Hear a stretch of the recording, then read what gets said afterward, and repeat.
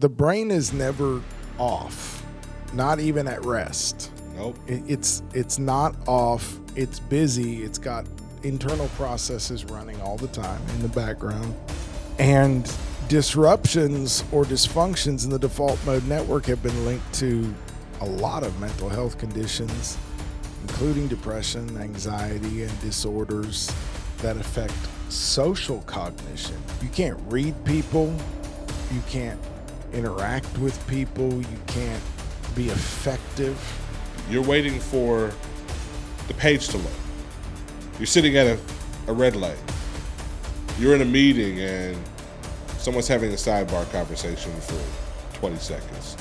Just mindlessly go somewhere else.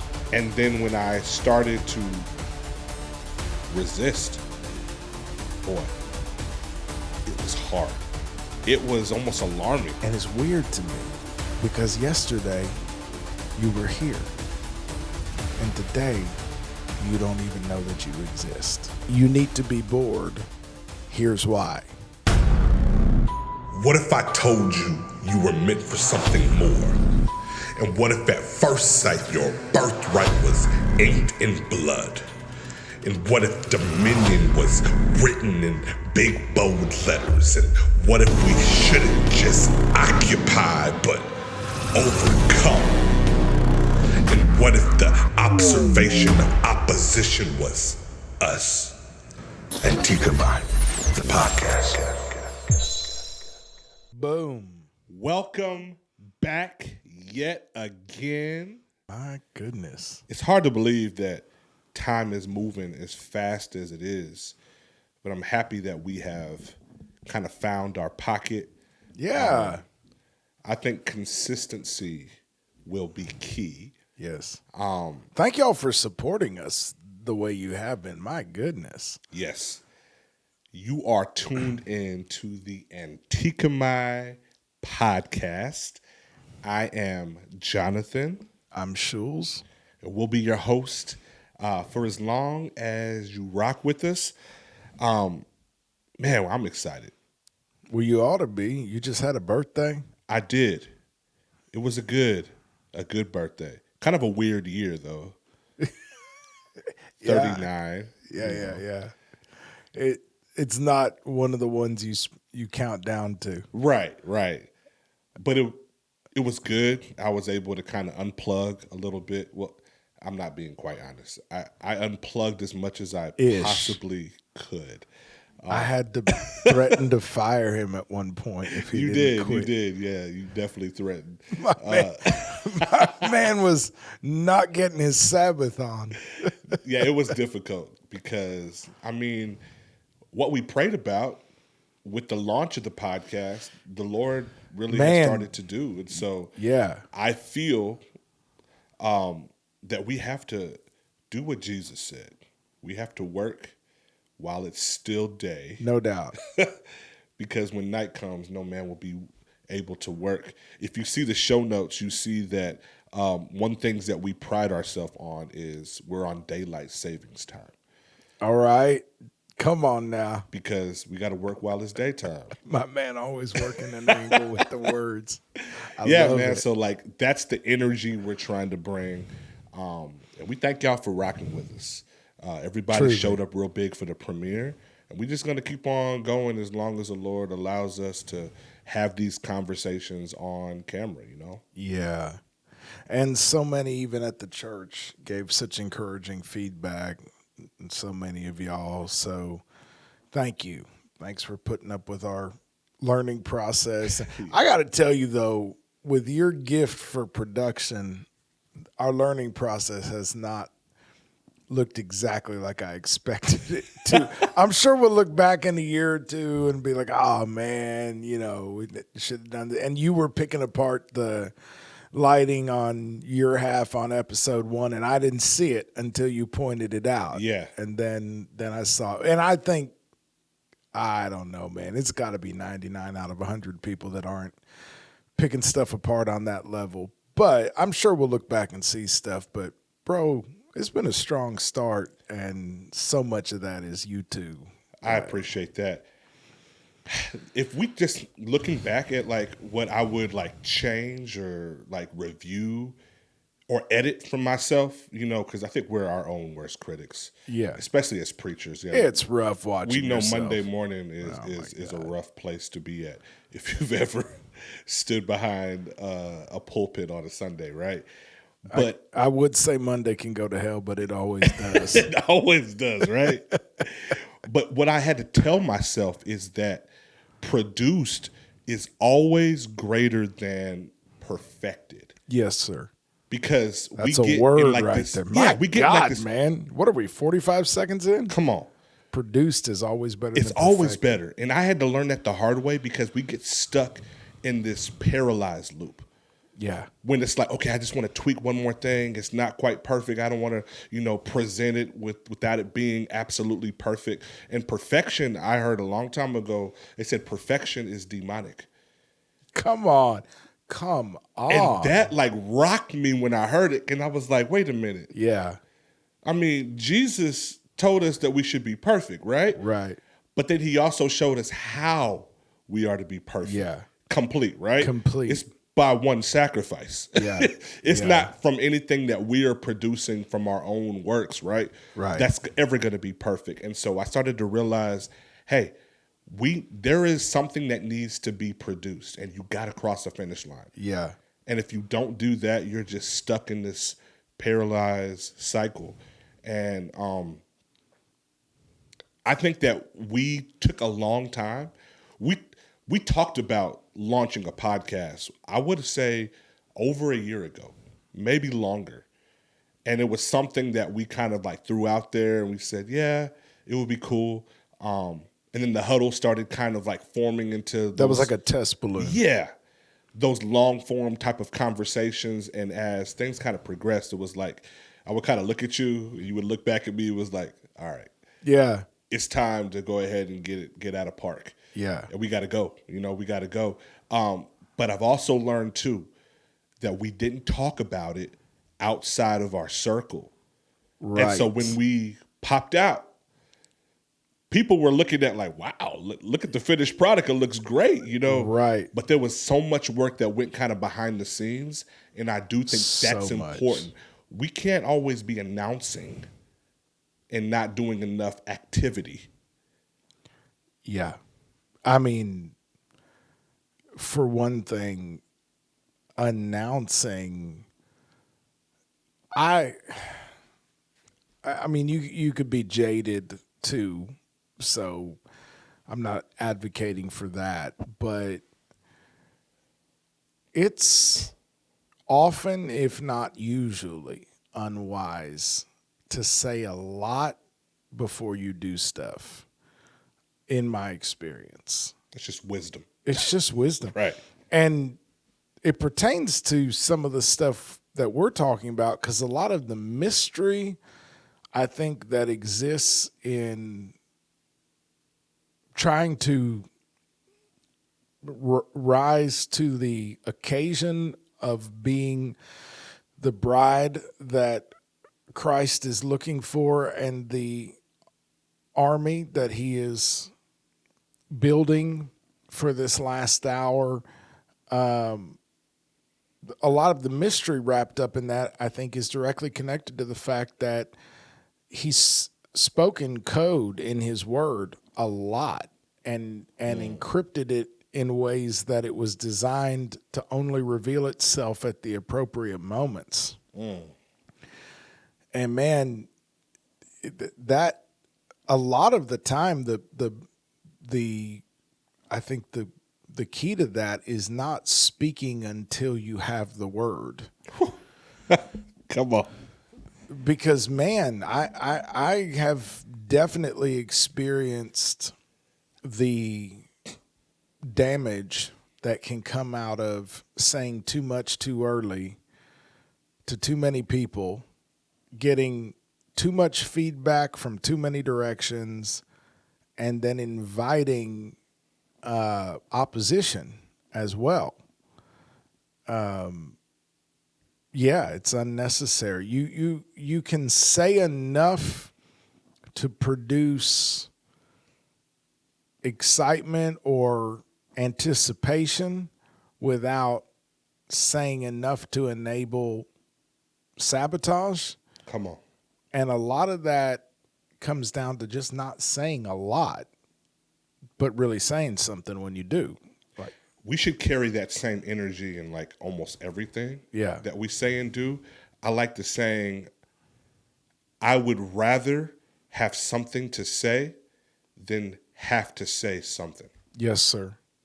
And too often, like those of us who are comfortable, like behind these microphones, we have to like fight that itching desire to have to say something. Yes.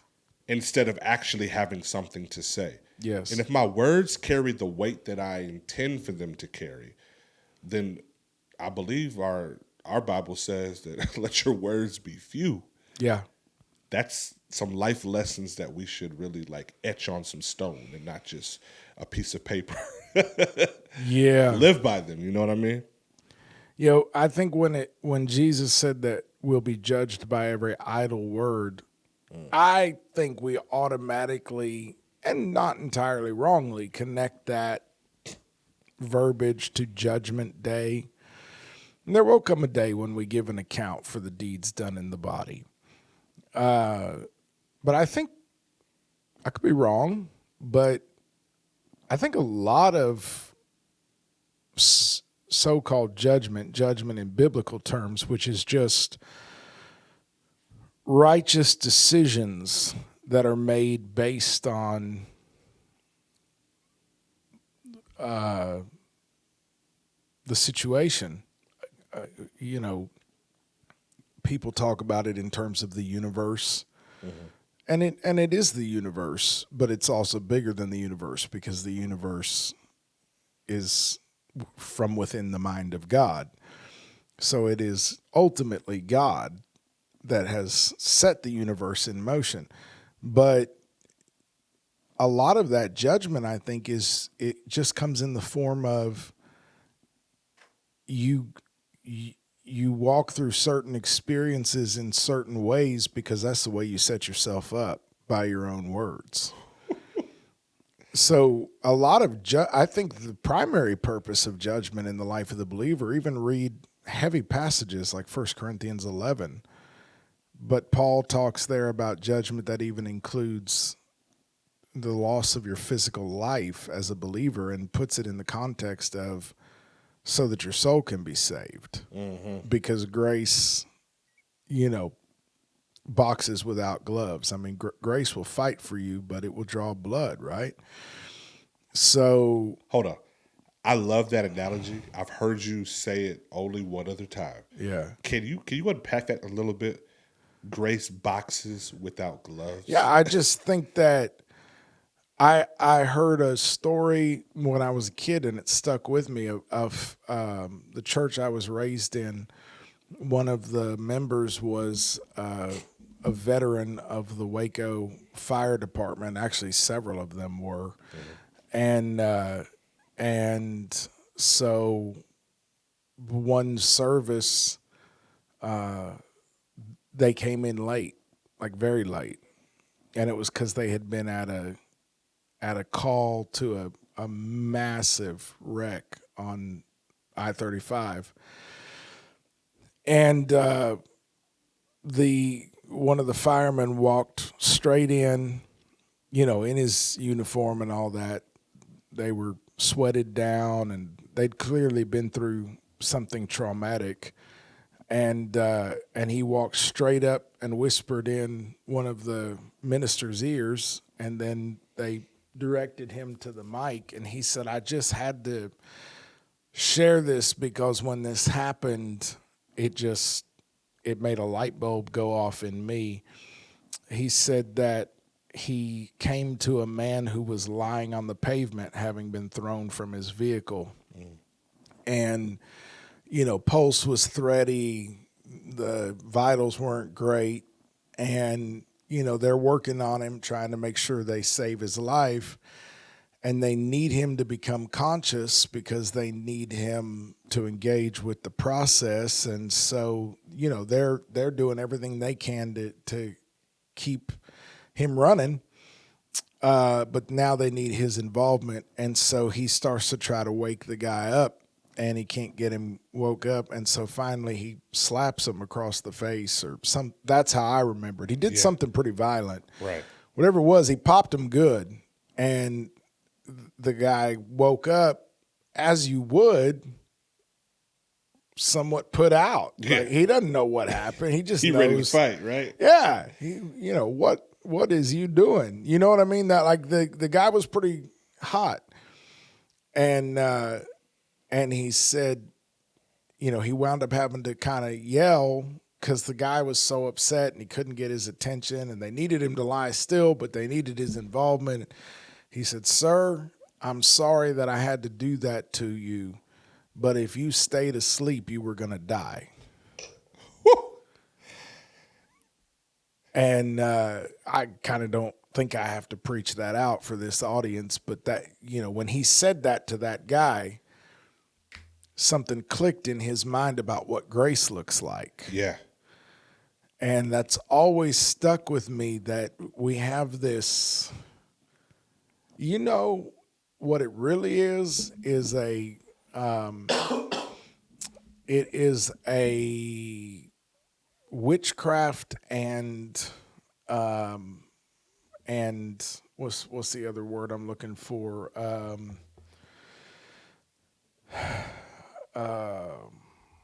Well, anyway, it's a view of salvation. Yeah. That functions the way that witchcraft and the dark arts do. That you say some incantations, you get the formula just right. Yep.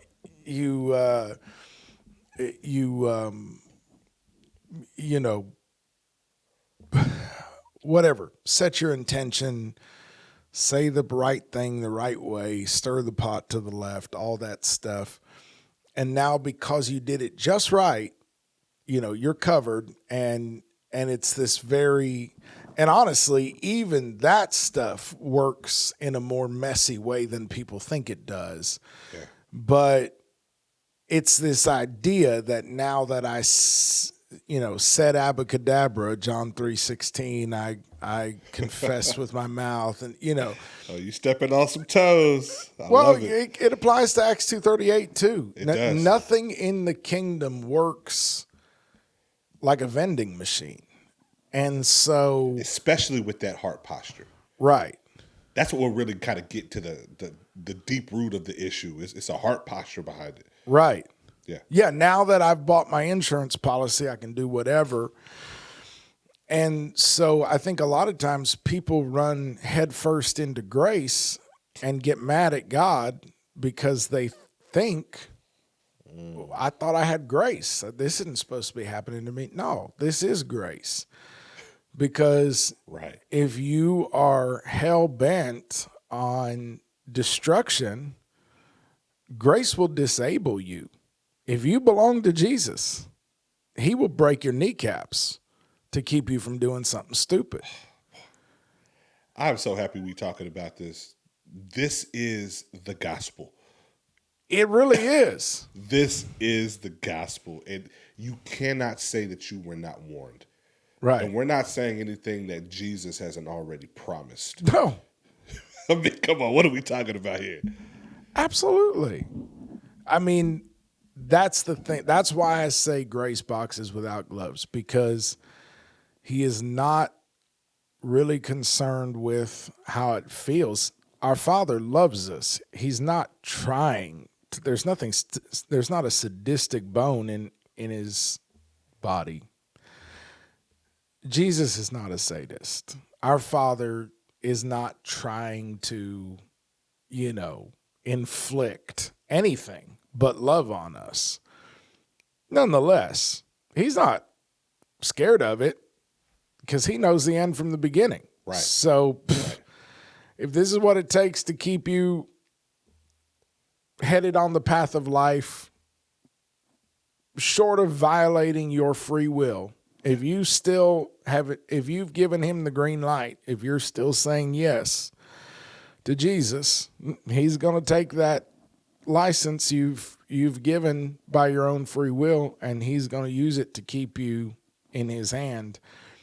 And the quicker you learn that he doesn't play about keeping you out of danger, the less bruised you're going to. I mean, I just flashed to my mind's eye flashed to an auto accident that I was in, I don't know, 5-6 years ago, where the airbags deployed.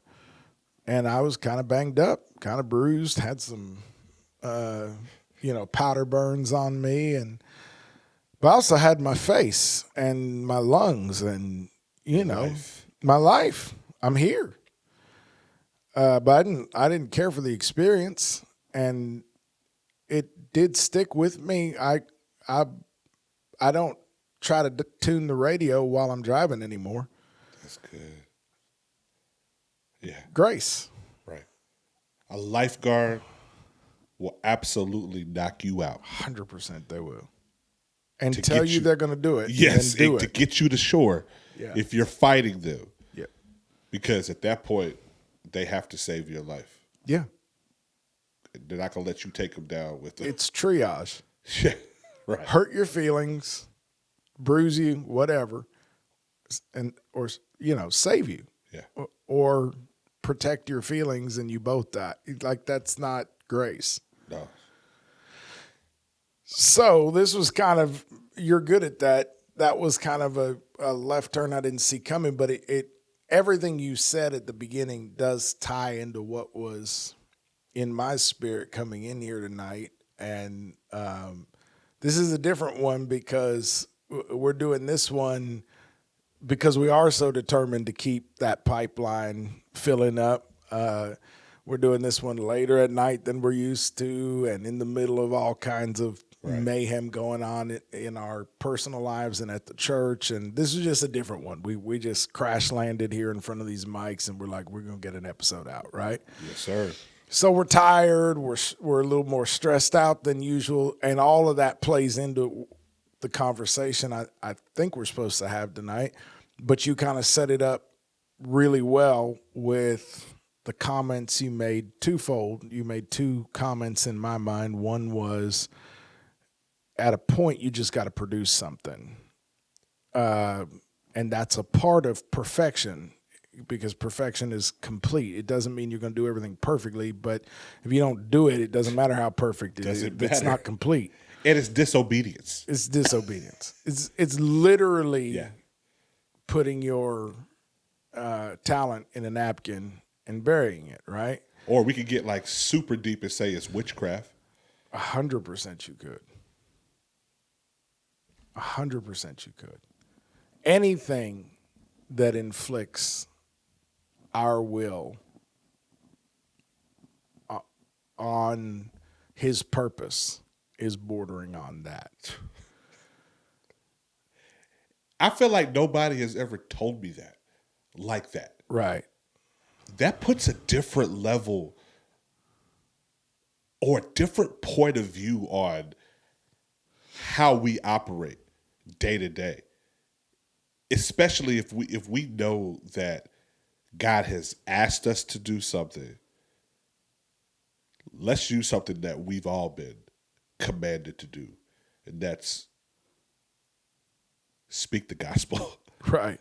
So like that's not like, oh, I'm not an evangelist, I'm not a preacher, I'm not a pastor. Having your feet shod with the preparation of the gospel of peace.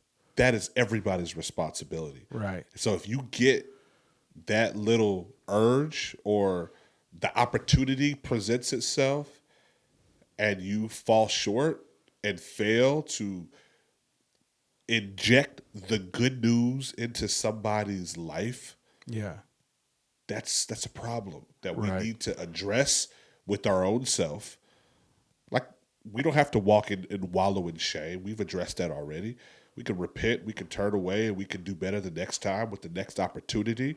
But I do think that we need to lead into that level of understanding that our will superseding his will, that's a problem. Yeah. That's a problem. Yeah. And a diagnosis is not a sentence. And even for that matter, that's good. The reading of the charges is not the same as the passing of a sentence. And I think that's one thing that believers sometimes struggle with. I certainly have. There is an accuser, there is a prosecuting attorney, and he does know what you've been up to because he has eyes and ears everywhere. Most of us were not on his personal watch list. Some of us are, but most of us, there's just reports rolling uphill, and so there's intel on us, and that's another good reason not to do a whole lot of talking until you know what you're supposed to say, right? Because everything you say can and will be used against you, right? But when Satan presents the charge against you, let him have that.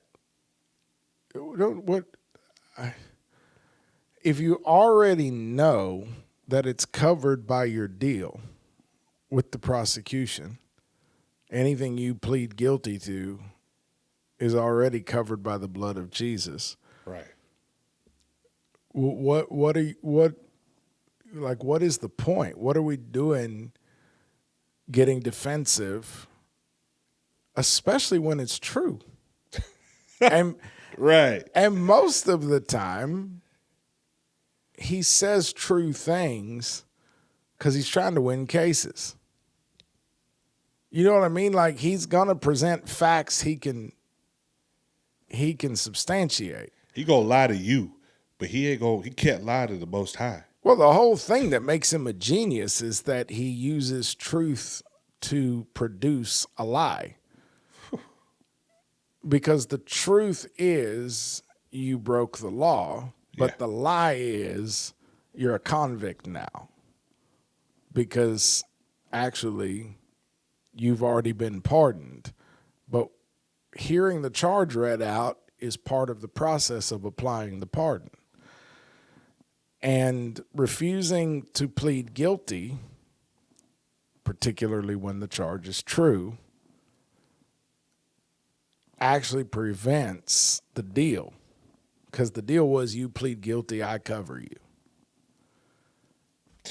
That's the deal with Jesus. Right. You stop defending, I'll defend you. And I got you. But trust me on this. My blood is enough. Just acknowledge the charge, right? If it's a lie, if the charge itself is a lie, the Lord will be your defender. He will call it what it is, because he also has eyes and ears everywhere. His eyes and ears are on the righteous. He knows when you're being lied on. So that's kind of it. But so when we hear the charge read out, let's just acknowledge it. Let the blood be applied to it, learn from it, grow. No condemnation for them that are in Christ Jesus, who walk not according to the flesh, but according to the Spirit. So, yeah, if I am not doing the will of him that sent me, there is sin in that. If it's habitual and we're bordering on iniquity, there's definitely rebellion in that. And now you're sliding over into, you could be accused of witchcraft in the court of heaven and other similar charges. So if there's truth in it, confess it, repent, put your hope and your only plea in the blood of Jesus. That's what pleading the blood actually means. Come on.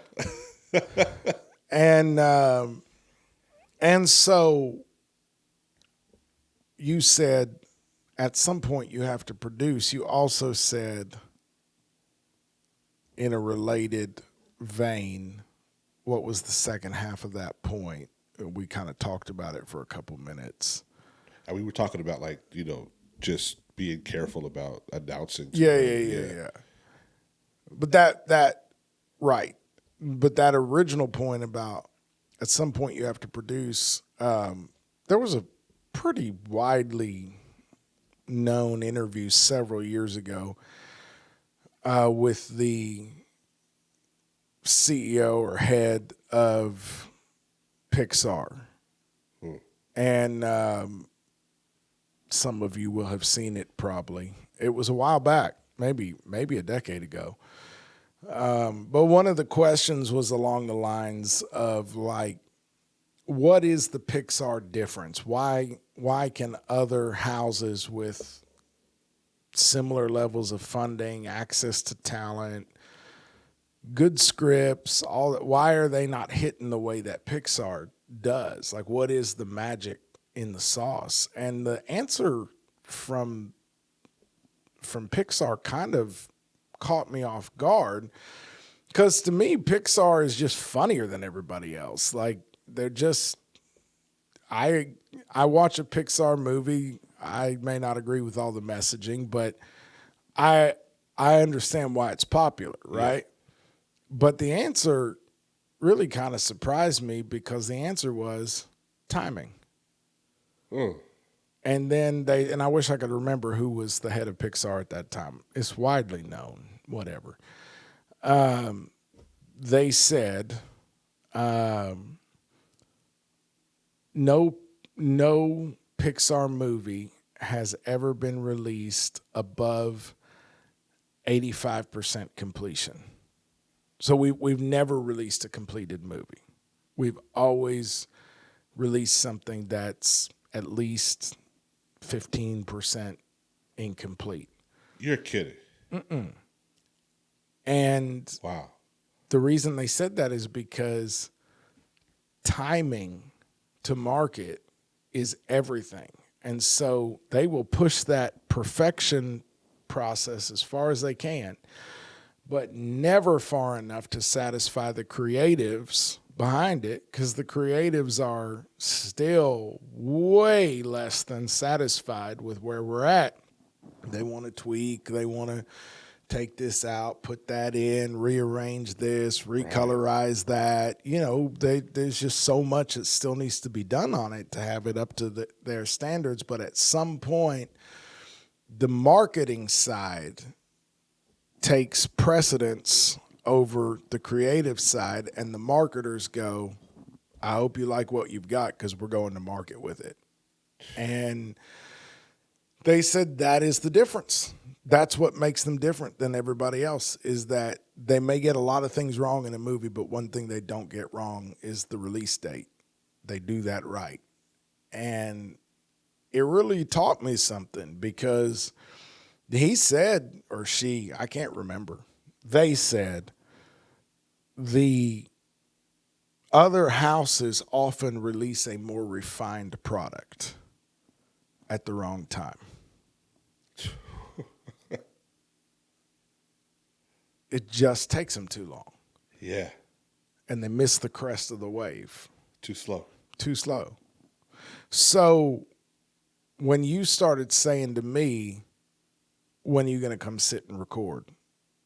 That's where because my head was still in development of the whole Antikemi concept and how are we going to talk about it. And, I got you know what I mean? Uh-huh. But then you just started saying, when are we going to sit? When are we going to record? And at that point, it was clear to me the answer is right now. Let's do it. And so I think we talked about it, and it was like the next week. It was like, okay, I'll see you next week. Yeah. Like, this is the date. Yes. Come through. Let's do it. Yep. We can't talk about this anymore. We have to at least produce something. We could maybe discuss releasing it when it's right, but we have to record. Yep. And then, I mean, here we are. Like, find a different wave.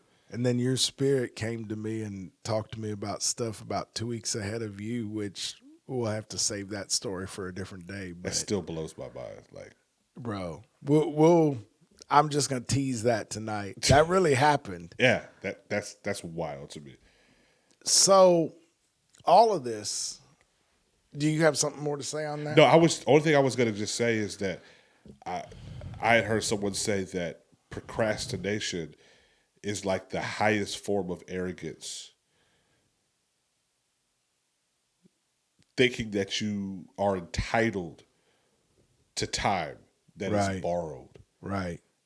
And that we always like feel like tomorrow, like if God gave me the idea, it has to come out. But I think in error, think that it has to be produced only by us. Right. Because if it's a God-given idea, I agree. It absolutely will be completed because his word is never going to return to him void. But that does not mean that you won't be disqualified if you are failing to do what you need to do to produce it. Like, there's always going to be a remnant.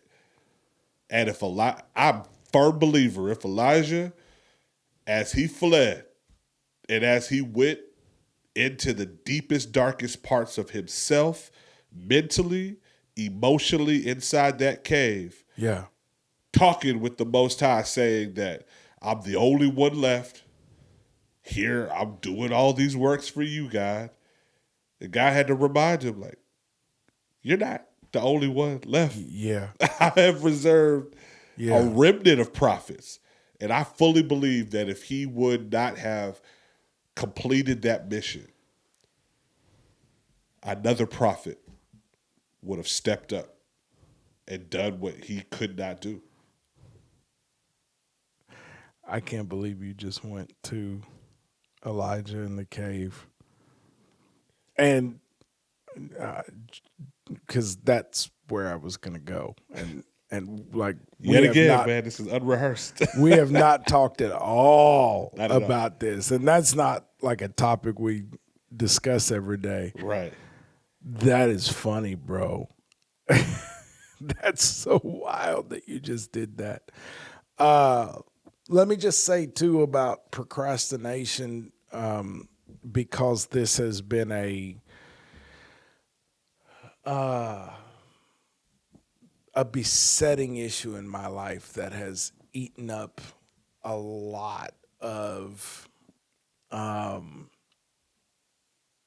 potential and allowed that potential either to go unrealized or, as you said, reallocated to somebody that got there first.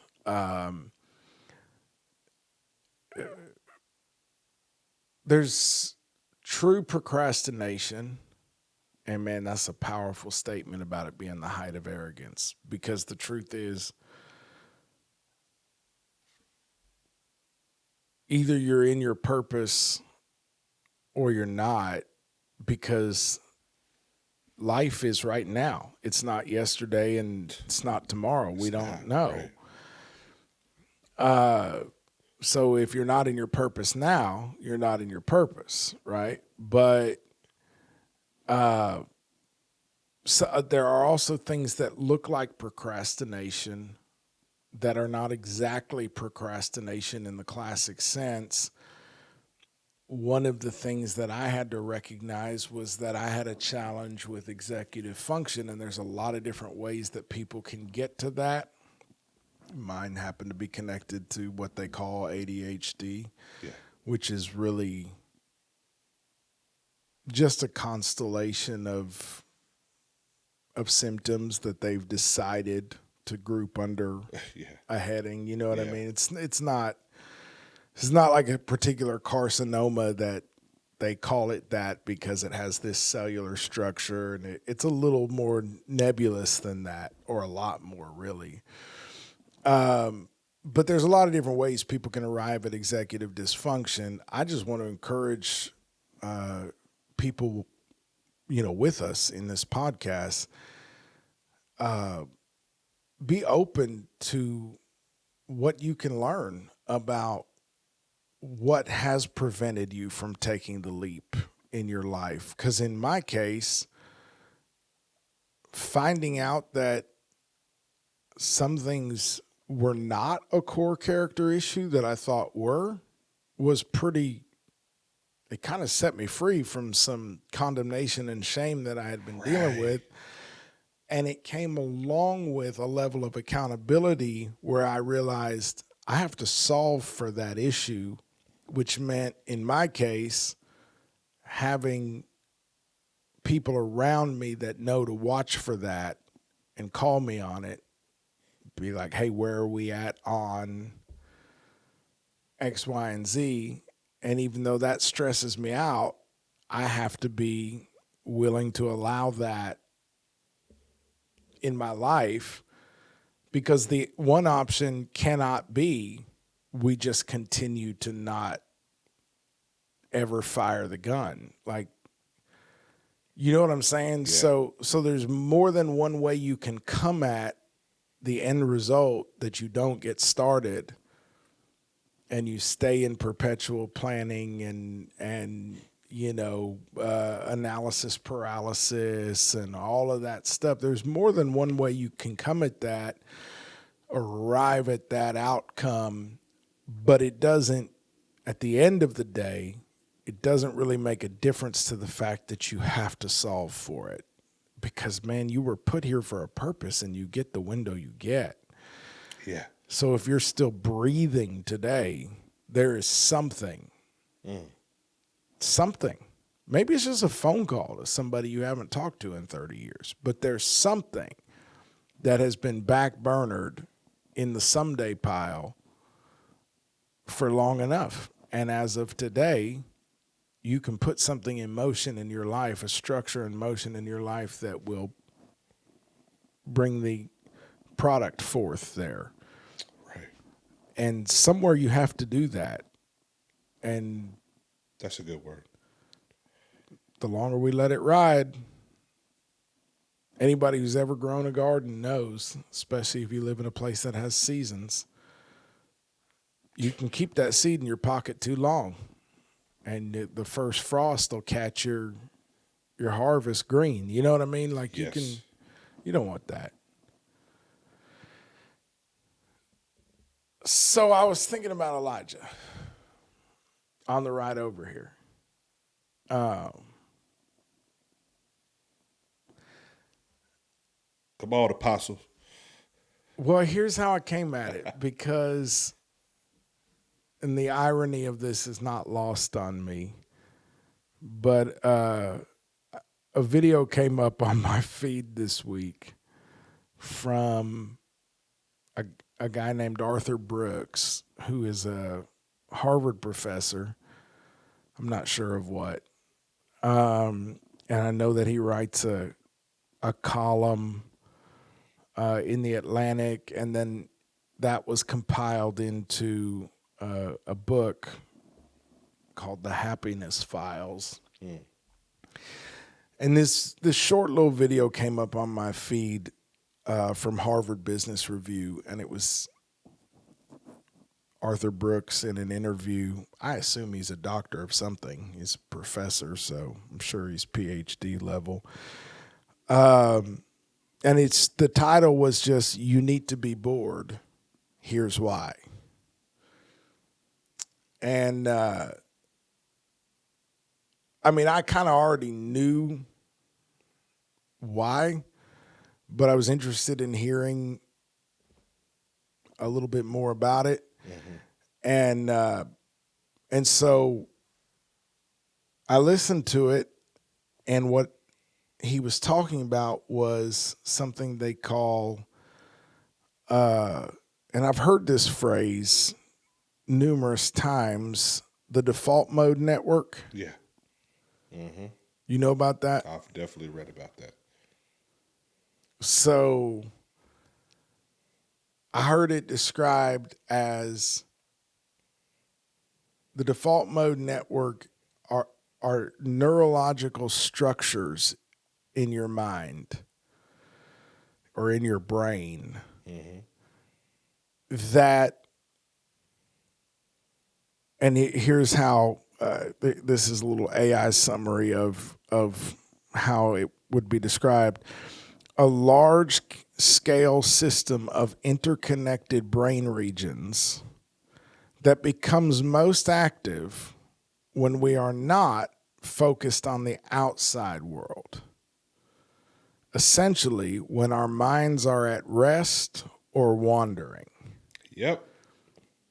This network is sometimes called the default network or default state network, and includes key areas such as the prefrontal cortex, posterior cingulate cortex, on and on. And then I also heard a neurologist saying that we suspect we don't even know what all is connected to what we call the default mode network.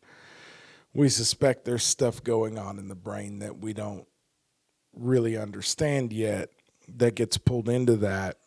But it has to do with self-directed thought and introspection, and it lights up during activities like daydreaming or recalling memories, imagining the future, reflecting on oneself, considering the perspective of others. And this says, in other words, it orchestrates our internal mental world and is deeply involved in processes like self-reflection, emotional processing, social understanding, mental exploration. But here's where it gets ugly. When is the default mode network active? The default mode network is most active when we are, and this is bolded, not engaged in specific goal-directed tasks. For example, when we're resting quietly, letting our minds wander, or thinking about ourselves and our relationships. Conversely, its activity decreases when we focus on demanding external tasks or problem solving. So the idea is, if you're receiving external inputs, the default mode network is pretty quiet. So until the external inputs are quieted, the default mode network doesn't start to light up.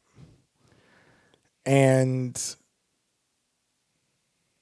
they say it's revolutionized neuroscience, understanding it, because what became clear in understanding the default mode network is that the brain is never off, not even at rest. Nope. It's not off. It's busy. It's got internal processes running all the time in the background. And disruptions or dysfunctions in the default mode network have been linked to a lot of mental health conditions, including depression, anxiety, and disorders that affect social cognition, meaning you can't read people, you can't interact with people, you can't be effective in that space because the part of your brain that would analyze your world based on the most updated self-understanding you have, because that's always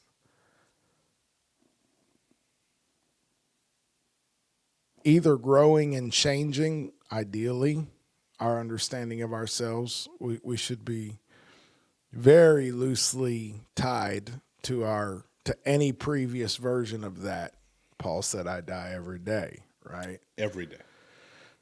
So really, as believers especially, but as any human that wants to grow and develop and raise into a higher level of conscious life, you want to be letting go of yesterday's understanding of yourself and receiving a renewed, updated version every day.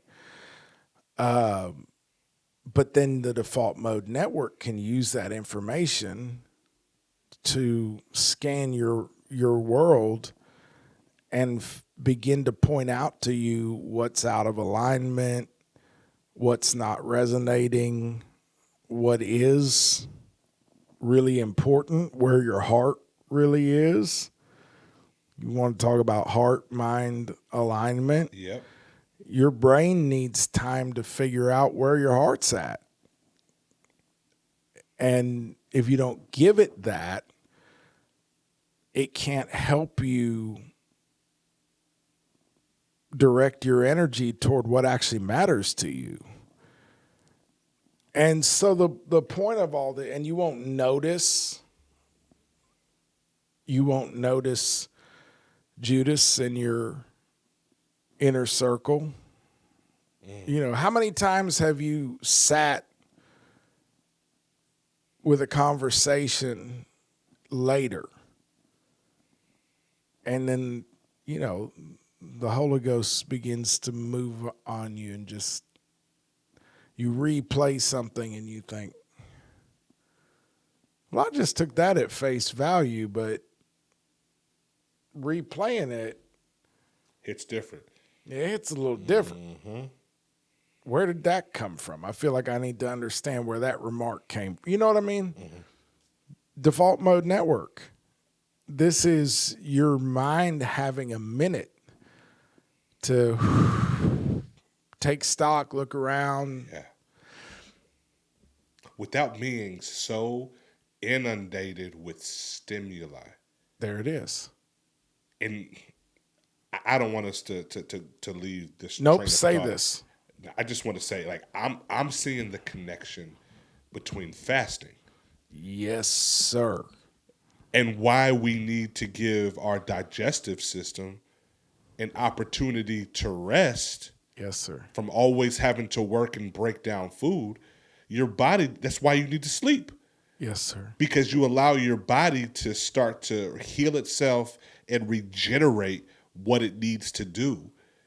But if you're consistently giving it input after stimulus, and you're wired and you're wide awake and you're always full, you don't have an opportunity to even create.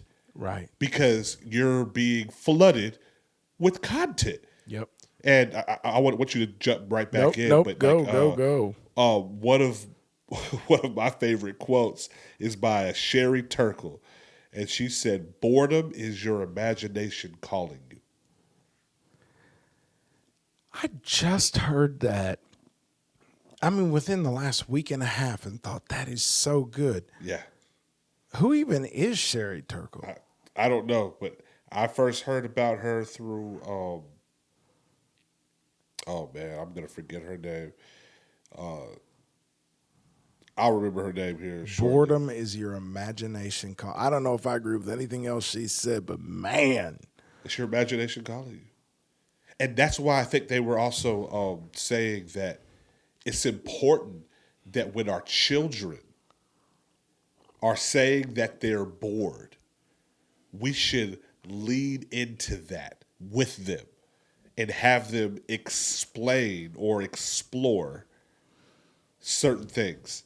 Instead of like, okay, when you're bored, well, let me go ahead and force you to do something. It's like, no, sit there and be bored a little while. It's okay. It's so funny because about a month ago, you know, I gave either most or all of my kids the gift of ADHD. And just about a month ago, I just started saying to Brendan when he would say, I'm bored, I would say either, that's okay, or I would say, oh, okay. As in, I'm just taking in the information. And then when he would push on it, because he doesn't like either of those answers. Right. Oh, non-answers. Yeah. Then I would say, oh, so you want to do something about it? And he'd say, yeah. And I'd say, I don't blame you. What are you going to do about it? And boy, he's been so mad at me about this. But I've not been willing to yield on it. And the reason is because, my God, our kids are mirrors. And when he does that to me, I know what he's doing. He's fiending for a hit.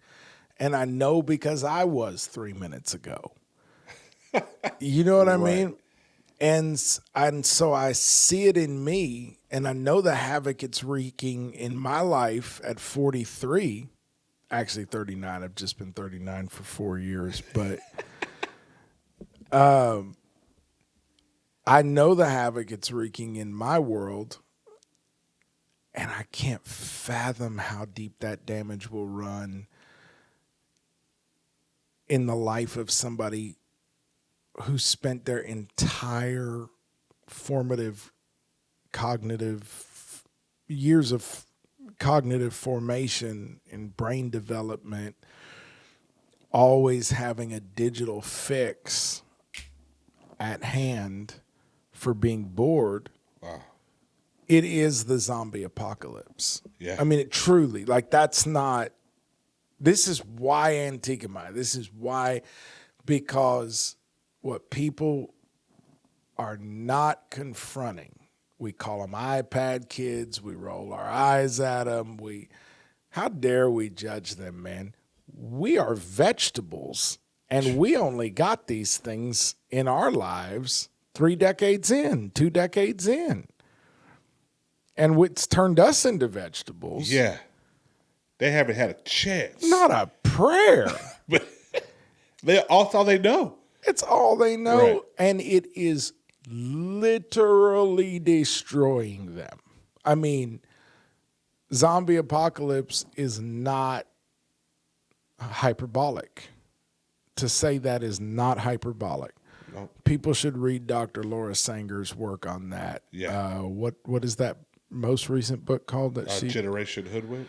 Generation Hoodwinked. Like, you should get it today and read it. I don't agree with every word in the book.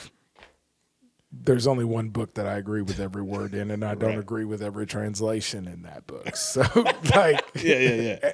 And I'm wrong about some of the ones I don't agree with. Yeah. So, be a grown-up. Read that book.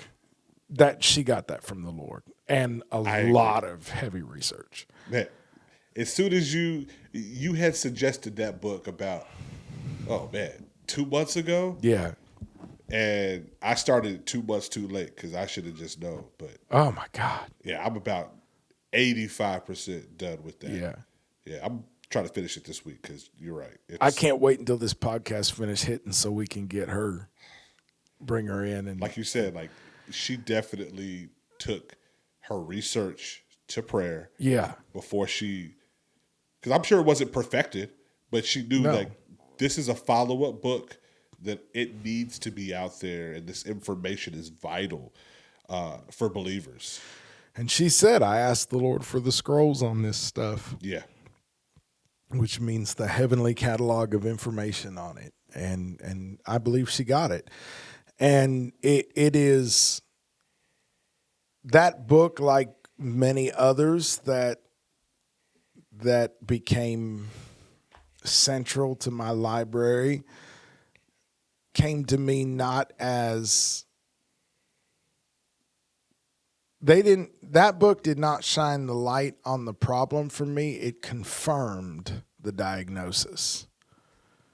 I was like, yeah, I already knew this. Thank you for telling me that I knew this. You know what I mean? Yeah, right. And for making me face it, for making me look it in the face for what it is. That's good. And so this spirit that is at work in the world, that is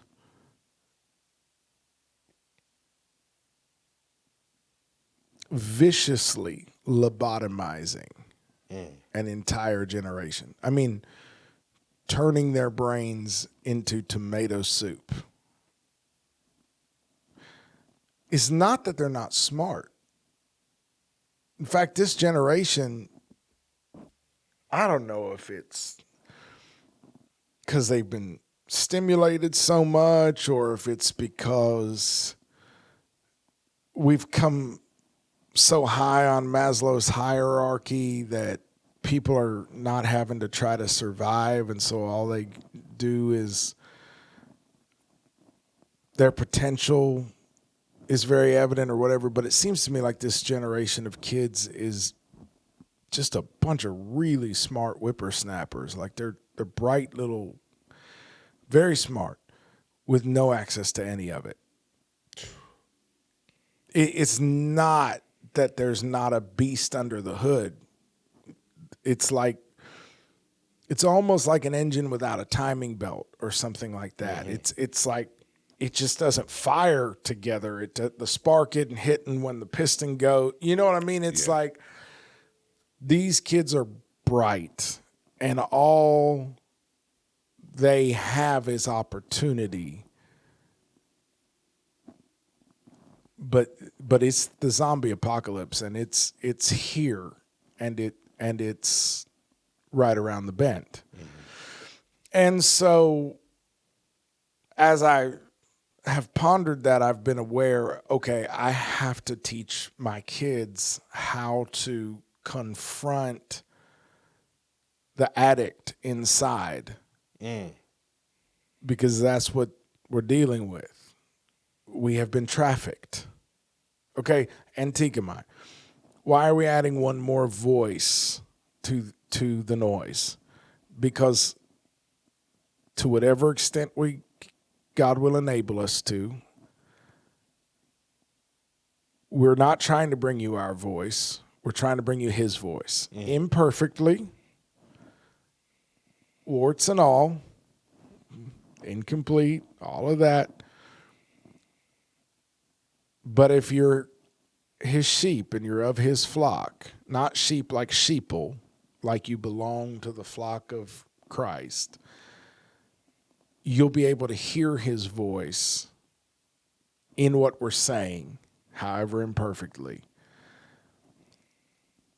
And by the grace of God, it will help you parse the noise so that you can move your dial and strengthen your connection to the signal and begin to let the noise and the static recede, because that's what we were talking about last time. There's such a glut of information in the world today.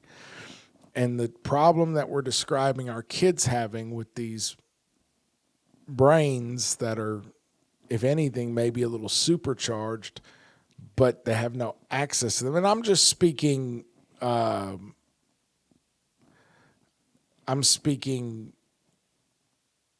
what's the word for when you're speaking from experience? I'm not speaking necessarily statistically. Right. I'm just telling you what I'm seeing. Yeah. The same problem these kids are having, that they've got these beasts of brains that they can't run, they can't operate.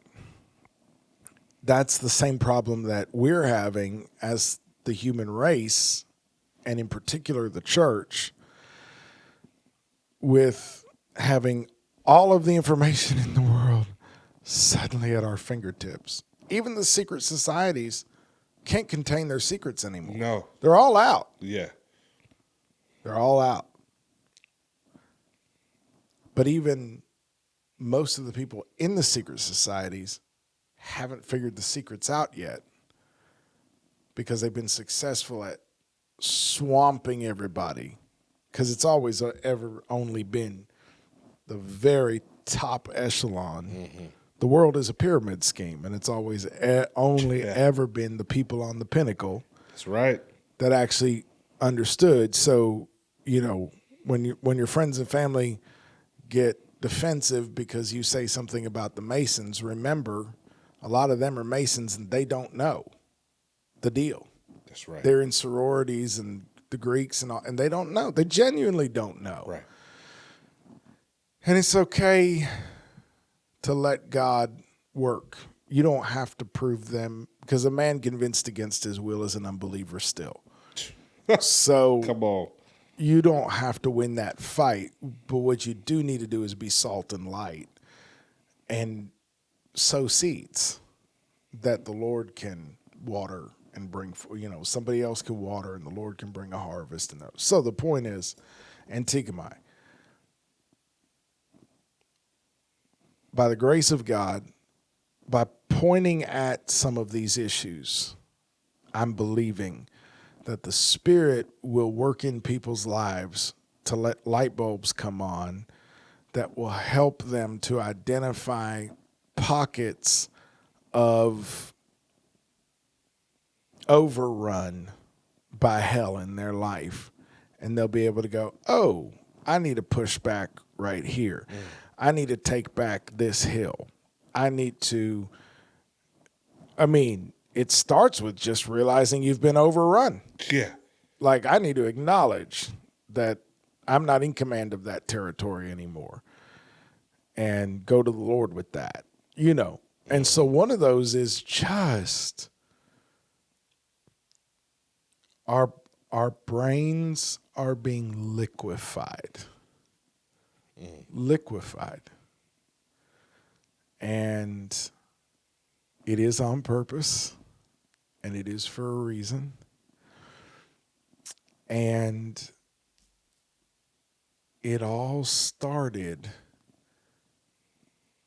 with noise. So much noise. I grew up in a home without a television, and I'm so grateful for that. And I kind of regret buying screens for my kids. I do. Not in a legalistic, puritanical, religious way. Not because I think it was a sin to do that. Just because it was an altar of a culture that wants to consume them. And they were the meal. And it worked. And I wish I hadn't enabled it. And now I have. And now I'm at a crossroads where I can either go legalistic on them. Yeah. And do bait and switch, or I can try to help them navigate, understand what Egypt is, what Babylon is, what slavery is, and that's where I got on this was we've been trafficked. Revelation says that Babylon, Mystery Babylon, trades in the bodies and souls of human beings. We've been trafficked, and like many trafficking scenarios, one of the ways that has worked is that we have been given free tastes of a product that can't be used twice in a row without beginning to form a dependency. And I grew up in a home without screens, and I grew up watching the blue light flicker in the neighbors' windows and envying them that they could sit in front of those screens and watch content until, whatever hour of the night, the little neighbor kids, and sneaking over trying to see some of it. And I remember our minister when I was a kid talking about blue light and how blue light is really, really effective at silencing the parts of the brain that interact with and dialogue with content. So blue light tends to shut down the structures in the brain that analyze and dialogue with input and decide where to slot stuff. And blue light can be used extremely effectively by hypnotists and the like to put you into a trance-like or dream-like state where everything analytical gets shut down. You're open. Hotel California, we are programmed to receive. We have receivers in our homes that run programs in front of us that come with blue light and put the analytical brain to sleep, and we become very hyper receptive and not inquisitive about what we're taking in. And the way that a hypnotist would do that is by using the flashing effect with that light, which happens to be exactly how the programming, they're playing in our face. Yeah. How the programming is produced. And so that blue light that I was envying, flickering out of the neighbors' homes, I never understood until I was much older that there was a reason why the little neighbor kids thought every book I read was boring. I was a voracious reader. I ate books for breakfast, lunch, and dinner. I was so much better at reading then than I am now. I mean, so much better that I'm not even in a similar category. Yeah. And it came into my world this way. We have a TV. I don't hardly even look at it. We have a nice TV, nicer than any of my neighbors ever had. Yeah. And we don't even hardly look at it. It's all right here. And when Brendan tells me I'm bored, I 100% know that what's happening is the little addict in him is saying, can I please have screen time?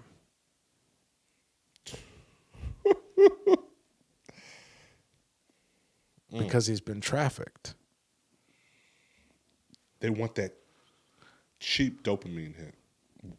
We want it and we need it. At this point, we need it. I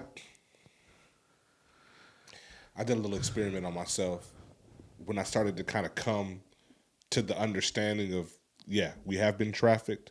Our attention has been sold and stolen. And just kind of started to be aware and identify in the moment throughout my day how fast my hand reaches 100% to just scroll. And I mean, I don't let more than 3 to 5 seconds go by before I have that urge to just open up a social media app. Just scroll for a little bit. You're waiting for the page to load. You're sitting at a red light.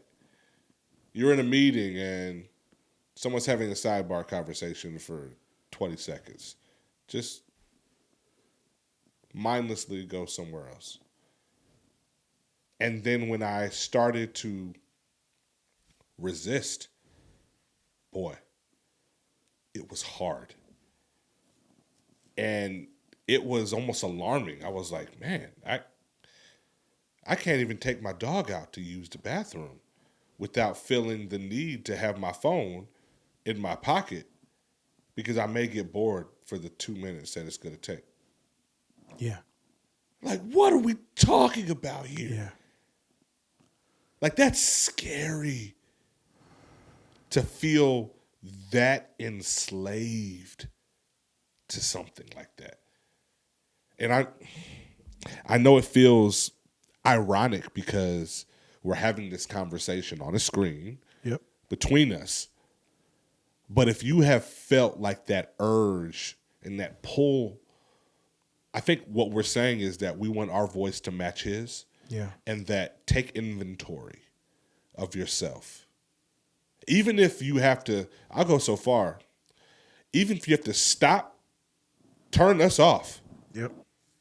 Get in your prayer closet. 100%. Pray about it. Ask God to convict you in whatever area that you are a slave to.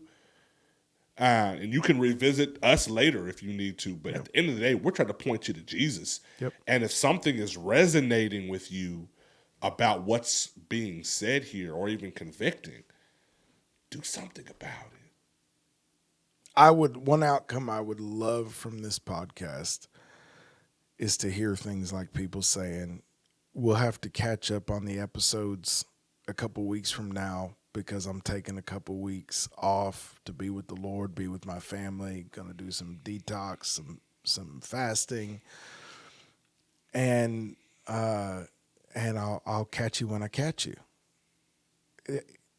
Bro, that would be a win because I'm trying to think of the right analogy here, but there are things that are tools when we use them, that are weapons when they use us. There are things that are beneficial when we control them, that are cruel taskmasters when they control us.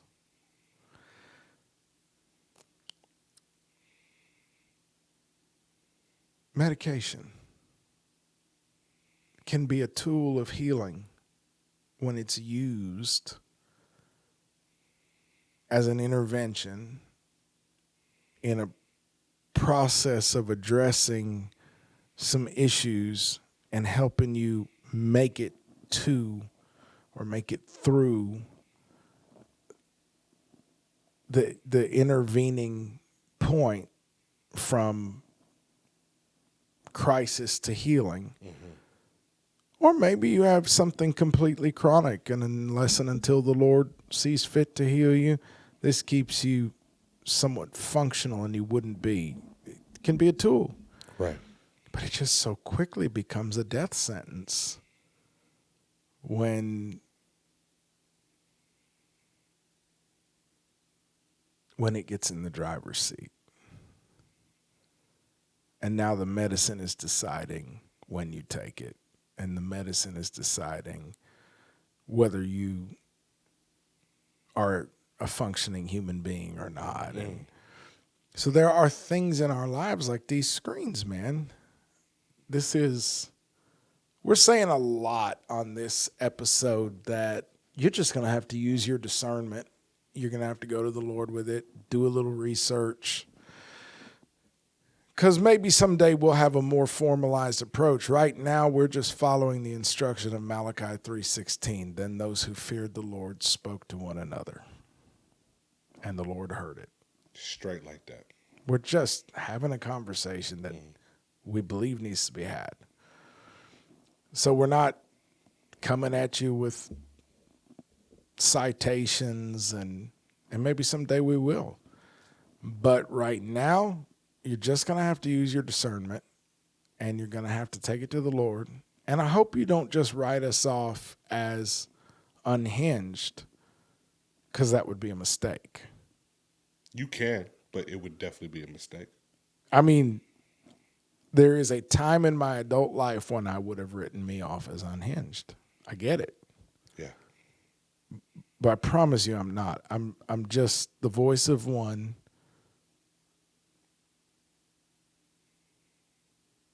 I'm yelling fire because I saw the fire. Yeah. You haven't even smelled the smoke. Or is it that you got so used to it that you just don't notice it anymore because you forgot what air smells like? So just take it to the Lord, because there's a lot of things we're saying in this podcast that we're either right or we're just off the deep end, and we're not. We're living in the end of the age. Yeah. It's not just that it is what we're saying it is. It's a lot worse. We're not barking at the dark here. We're trying to point you to the light, but we do need to name the fact that there is darkness going on. None of these episodes are ever going to be designed to leave you staring into the abyss. That would be so pointless and just we would just be another cog in the wheel of the algorithm that's sucking the life out of you. We're just acknowledging it and naming it so that we can point you to Jesus with it. And so as I've watched this play out in the lives of my children, and I've wrestled with the implications of it, you know, one thing I've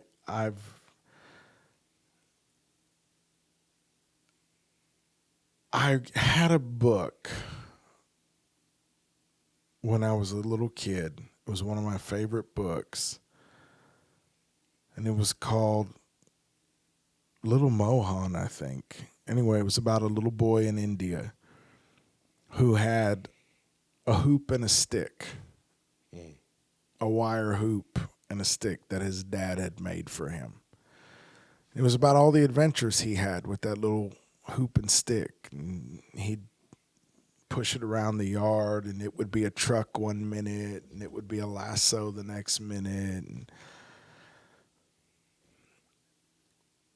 when we are little, we are profoundly creative. Profoundly creative. What happens when you leave little Freedom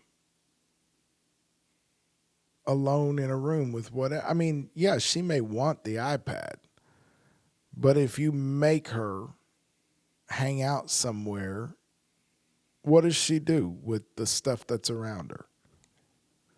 You can give her a wooden spoon, and it's a rocket ship. She's cooking with it. She's now brushing her hair. I mean, like you said, the possibilities are endless.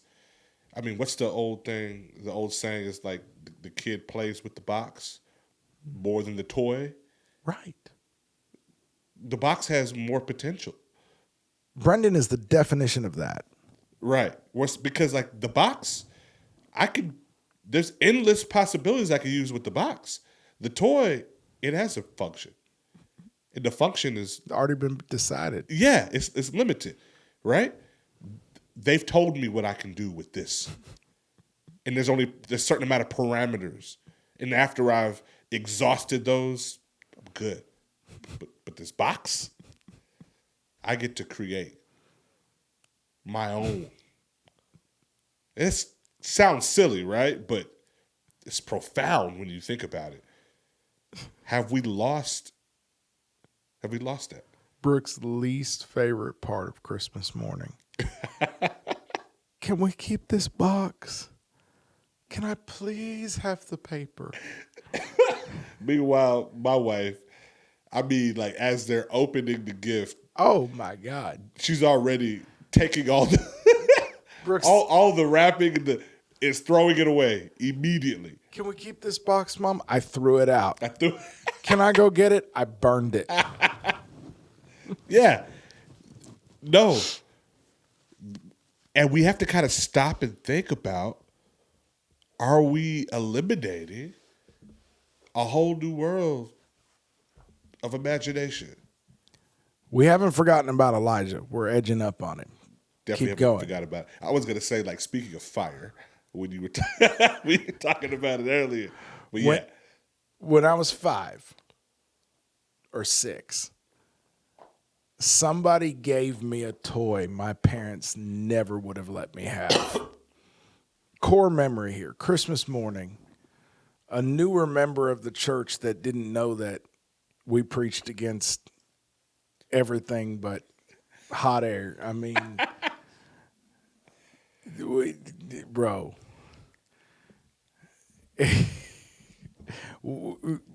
Somebody that didn't know yet that this was worldly bought me a brand new battery operated Corvette little, I don't even know if it had a remote control. I think it did. Those are cool. I remember those. Oh man, it was bad to the bone.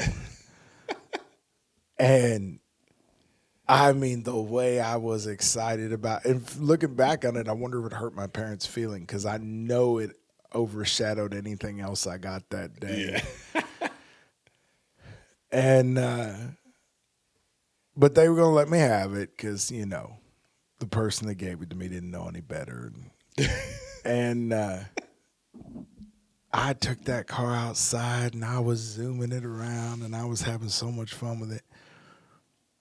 And then I wondered what would happen if I cranked it up to full speed and held it down on the ground, made the tires burn. And I found out that that car could dig a hole so fast. And in one morning, I destroyed that thing. Wow. I dug a big hole. And at the end, I had somewhere to bury the car. Wow. And my parents never did buy me another remote control car. It was the best and the worst and the happiest and the saddest. But my whole life, I remember as a kid, nothing ever was what it was. It was always potential to be something else. You could flip a hammer around and now you got a pistol. Yeah, yeah. Right? That's just kids. I wasn't unique. I mean, yeah, I had undiagnosed ADHD, but that just means I was the same as everybody else and more. But Bobby, that's just kids. She couldn't put me in timeout because I'm in the corner creating a script. Like, there is no timeout. Yeah. Default mode network. Yeah. Uh-huh. Jesus said that the kingdom of heaven is made of such as little children. Yep. He even went so far as to say that if we could not become as a little child, we would not be able to enter the kingdom of heaven. I heard somebody say something last month that turned my world upside down, and it wasn't even, as far as I know, a believer. They were just talking about a personal revelation they had had that brought the pieces of their journey together for them and explained something to them that all the years of therapy and all that had not been able to explain. And this person said this, and they were not a psychiatrist, they weren't, but what they said resonated so deeply with me. This person said, I don't believe in the concept of an inner child. And that's kind of what I did. I was like, I'll hear you out, but explain. I kind of, say more right now. Right. Because I know where mine lives. And she said, I don't believe anyone has an inner child. I just believe that everyone has them and then the character that gets overlaid on top of it when you have to grow up and enter this matrix that we all live in. She said, I think the thing we call the inner child is just us. And he just kind of stopped me in my tracks because I was like, wait, that resonates with what Jesus said. Of such is the kingdom of heaven. What if what we're calling the inner child is just Adam and Eve before they knew enough to be ashamed and afraid? Mm-hmm. Yeah, it's just us with unlimited potentiality without all the fear, death, shame, lust, anxiety. What if there is no inner child? What if the only time we are us is when we are a child? Because I promise you that's what I've seen with my kids.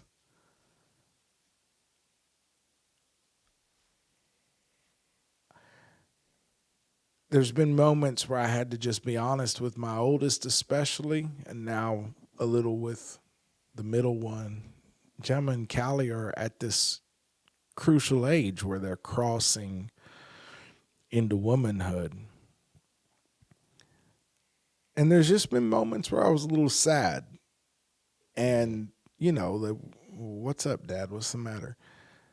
And it's been a little hard for me to express to them, but the best that I've been able to do is that I've said to them, it's not that I'm sad that you're growing up as fast as you are, because my friend Enrique told me years ago, he made everything beautiful in its time. Mm-hmm. That gave me a lot of peace. They were little when they were supposed to be little.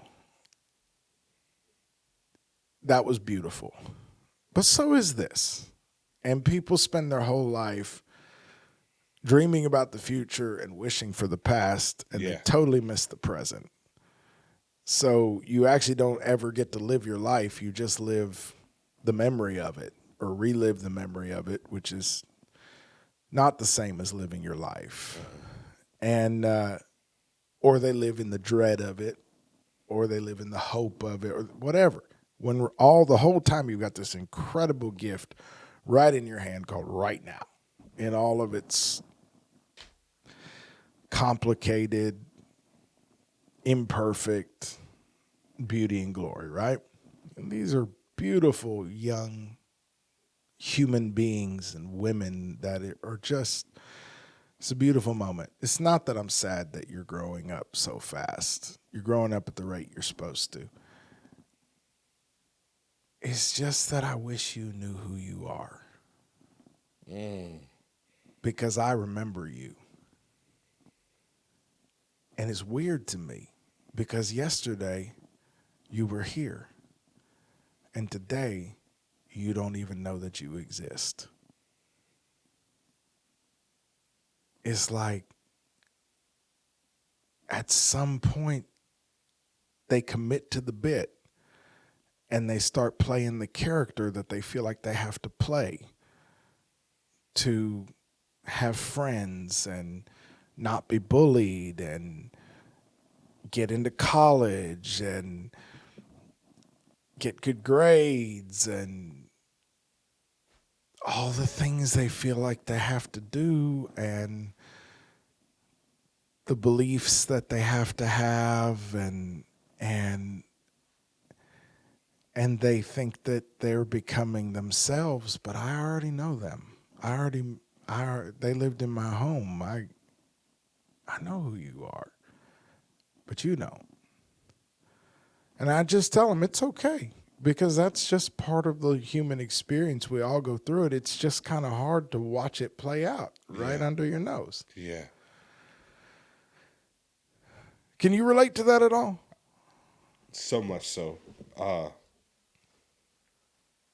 I've seen that play out with my children. I've even seen it play out in my marriage. Oh, my God. Woo. Thinking of times that, or seeing like the untapped potential, or even the innocence of my wife be stolen from her based upon things that she's encountered, and even coming to the conclusion and having the courage to pray prayers like, Lord, protect her, even if that's from me. Say that again. Having the courage. So having the courage to pray like authentic prayers of covering, of protection for my wife and my children. But in this particular instance, my wife, even if that protection means she's protected from me. My God. Because as I want to see her develop and come into her own, apart from me, right? Apart from any identity that she has being just Mrs. Brewster, right? Yeah. Just who God has called her to be. Like, I have to be reminded at times, like, man, before she was my wife, she was a daughter. Like, she's God's daughter. And he has a purpose and an identity for her. And through the midst of life and circumstances and all different things, traumas, and you name it, a lot of that identity gets muddled. And I found myself trying to just remind her of like who she is, apart from being a wife, apart from being a mother, apart from being an entrepreneur, apart from being a sister. Like, my God, who are you in God? Apart from all the characters you have to play. Apart from all of the different hats and the characters that you have to wear. You know what I'm saying? And so, like, when you're talking about, like, being a little sad, I've had to, like, shake off condemnation at times because it's like, man, how much did you stop growth? Yeah. Through your selfishness, through a lot of different things and avenues. But that's been also freeing a lot of ways too, because it allowed me to move into a level of leaning on God completely. Like me and my wife, we have this thing about talking about being quick to run to the cross. Yeah. Whenever, we're at odds, it's easier said than done. Right. Right? But having the mentality of like saying like, man, we're at odds and we're in conflict, but I'm about to beat you to the cross. Take you out of my crosshairs and let's go to the cross. Let's go to the cross. Like I'm having that mentality of like John racing Peter to the empty tomb. Come on, man. I'm trying to beat you there. Because if I'm racing to the cross, there's no room for anything else when I have that be my end goal. So yeah, that's just what you said a minute ago defines the role of priesthood in the home in a way that is so profound to me. If you don't use that as the opening soundbite, you're off your rocker. But what you said is so profoundly indicative to me of what it means to be the priest of your home. Because every believer is a priest, y'all. Yeah, for the record. There's just order in the priesthood, and in the home, the priest that's responsible for the other priests, in an ideal situation, that's the father. In the home, the husband. But, bro, to say, protect her, even if it's from me. Yeah. That's priesthood right there. Yeah. And this is really because when you're saying, pardon me, protect her, we find this in ministry too, bro. I think that you and I can both attest to one of the core frustrations of ministry to me is constantly seeing greatness in people that they don't see in themselves, seeing potential that they don't see, seeing gifts that they don't see, Yes, possibilities that they don't see, opportunities that they don't see. Right? Yes, sir. Because you're seeing them. You're seeing something about them that they've lost, because that's what this world does to us. So Jesus is over here saying, he didn't say become a little child. He said as. There's something about the condition we are in before the age of accountability kicks in. Mm-hmm. Before each and every one of us stands at the tree we were told not to touch, or really not to, it wasn't that we were told not to touch it, we were told not to eat of the fruit. And we let ourselves be talked into that transaction, and fear and shame and desire. Fear and shame enter through desire. Mm-hmm. Because that's immediately what happened. Fear and shame entered through desire. Before that moment, I think the girl that I heard talking about that is right. It's not that we're children. That's not the magic. The magic about children is that they are them. Mm. They are who God created them to be, naked and unafraid. In Los Angeles, when we were pastoring there, either Gemma or Callie, I can't remember who, in the store, in Ralph's grocery store, said entirely without malice as we passed another customer pushing a cart, is it a man or is it a lady? And there was no judgment in it. Right. Just curiosity. I'm getting both signals. Yeah. They're just them. Filled with wonder, curiosity, excitement, hope, pain, joy, peace, unrest, whatever it is, they're just them. And they're so okay with it. And then you watch them realize that people are making judgments about me based off of this. And they start finding fig leaves. And you watch it happen. Mm. And so all of this was settling in on me as I was thinking about this Harvard professor saying, you need to be bored. Because when you're bored, there are structures in your brain that come alive when you're not receiving exterior input that help you find yourself and then organize your thinking and your life and create, which is what our friends said, that boredom is imagination calling you.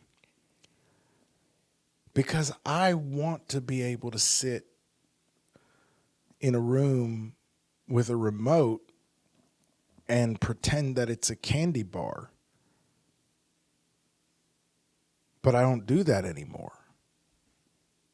And I used to really enjoy those scenarios. I had a lot of fun. Yeah. Building forts and becoming tycoons, pretend that I'm the richest man in the world and I make helicopters and right. And then next thing you know, you're Frankensteining 3 bicycles together into like what you hope is a helicopter, and you pedal really hard, and it does, and all that stuff that we did when we were free and us. And we weren't always happy, but we were free.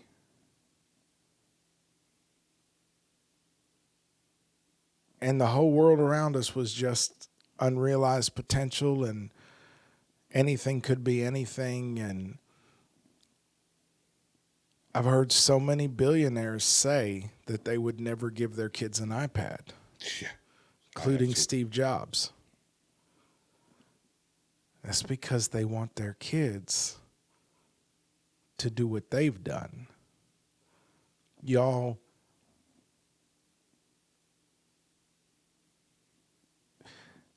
if you are not a producer of anything in this world, you are the product. Age-old truth. Period. If there's nothing coming out of your life, even if it's just love, but love given, love actualized, if there's nothing coming out of your life that's making a difference in your corner of the world, you're just the product. And that's not why God put you here. And we're not saying that to be condemning. I'm saying that because I'm kind of feel like the fireman saying, I'm going to need you to be awake for this next part. I'm going to need you to, you don't have to fix it. And that would be my encouragement to you today. You don't have to fix anything. Not right now. But go to the Lord in prayer and ask him if these two lunatics are on to anything. Am I being lobotomized? Am I being turned into a zombie? Am I being drained of all of my life force and turned into a shell of myself and trafficked by my dependency, my endless dependency on somebody else fixing my boredom issue? And this is just one aspect of how it all works. And it's not always digital. Yeah. Some people become workaholics. Busyness is a big part of it. Got to always be going and just never powering down the engines and being still. And what I'm encouraging you to understand is that this is by design from somebody that sees you as a mark, that sees you as an asset to be acquired, as territory to be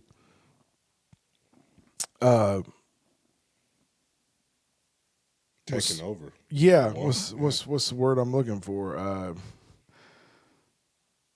Conquered. Yeah. As a tool to be used, as a, you know what I mean? Somebody who sees you as nothing but a means to an end. Something to be harvested dry and then cast aside.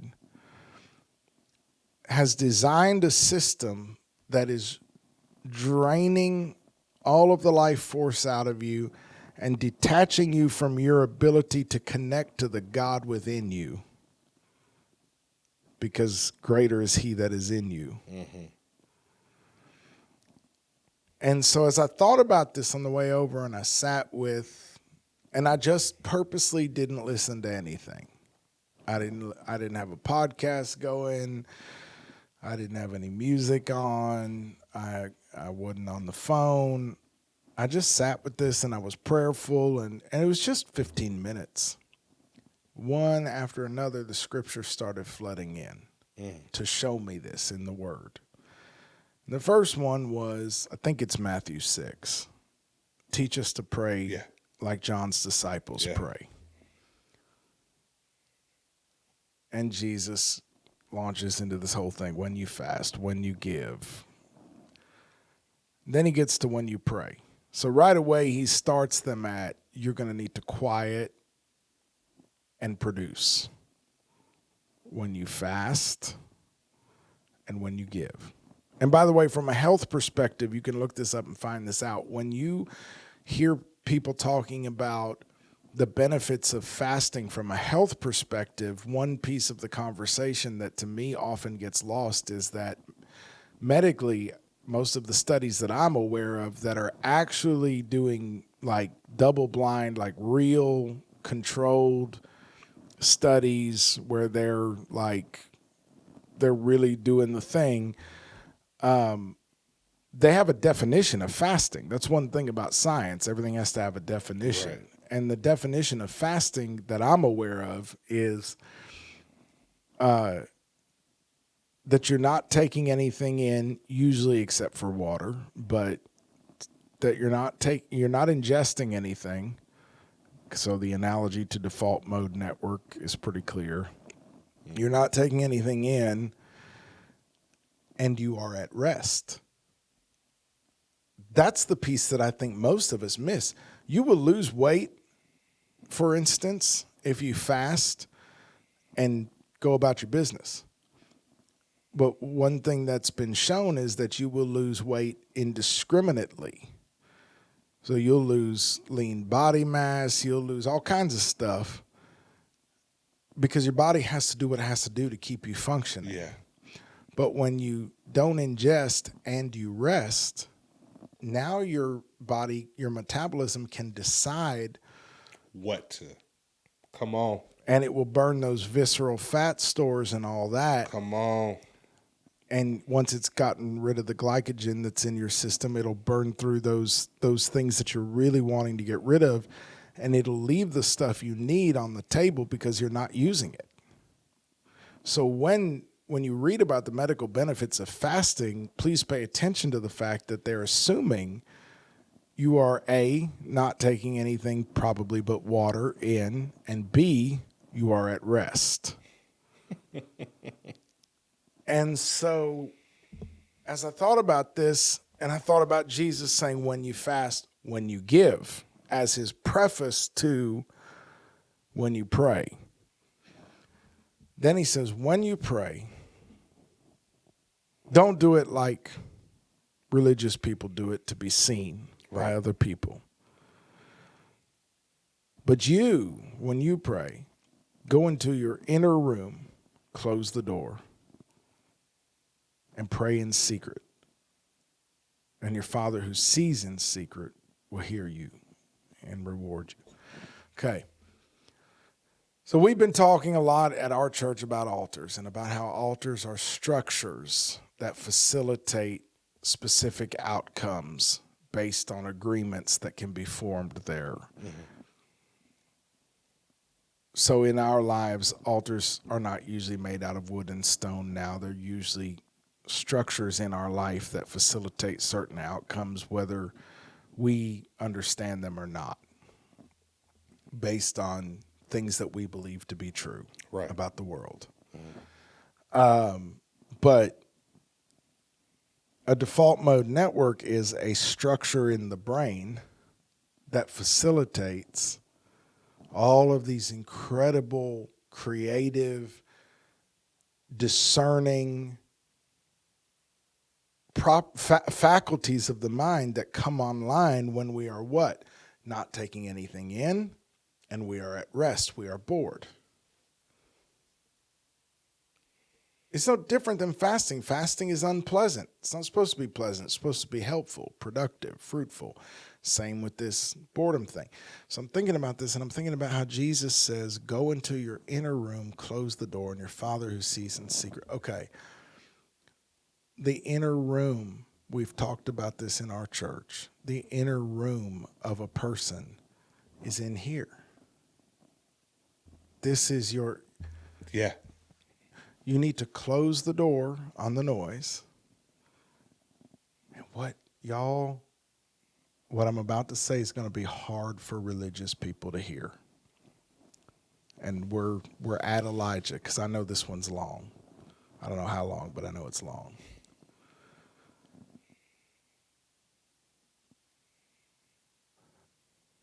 When you go into the inner room, what's going to be hard for religious people to hear, but I pray, Father, in the name of Jesus, that you give your people ears to hear, yes, Lord. eyes to see, and a heart to understand what your Spirit is trying to teach. If you have a knee-jerk reaction to what I'm about to say, please do me the honor or give me the benefit of the doubt to the extent that you just at least throw a flag on the play and interrogate the reaction before you decide that the reaction is based in biblical truth, that you're having a reaction because I'm a heretic or whatever. Because what I'm about to tell you has been quoted by the devil a lot in the so-called New Age movement and all that. But just because the devil quotes a scripture doesn't mean we have to cut it out of the Bible. Just because he speaks truth or speaks facts doesn't mean we have to throw the facts away. We have to throw the lie away that he was using the facts manipulatively to support. Okay, so that's enough preface. What I'm about to say is from God. It's not from the enemy, but it has been used by the enemy or abused. In spiritual terms, the direction up is the same as the direction in.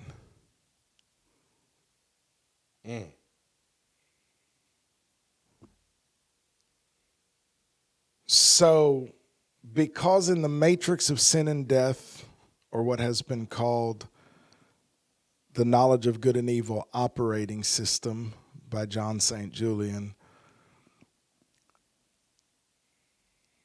everything exists in a false duality, where you're given option A and option B, and they're both bad and wrong for different reasons. This is the knowledge of good and evil operating system. In that matrix that is the World Wide Web of deceit that has been spun around us, help me, Father, you either will be lured into worship of yourself, the ultimate idolatry, by a New Age teaching that says you have to go within because you are God. You have to find the God within because the great mystery of the universe is to realize that you are Him. You are what you're looking for, right? That's on the one side. Then the other false option you're given is religion says, no. You have to go up there. It's out. He's out there. He's way out. He's way up. He's way out there. And so either we get drawn, seduced into self-worship by the people telling us to go within, or we get drawn on an endless goose chase to nowhere by the people saying, go up there, go out. It's always unattainable. It's always beyond. When the truth is, yes, we have to go up because He is above us, and the path there is through the inner room.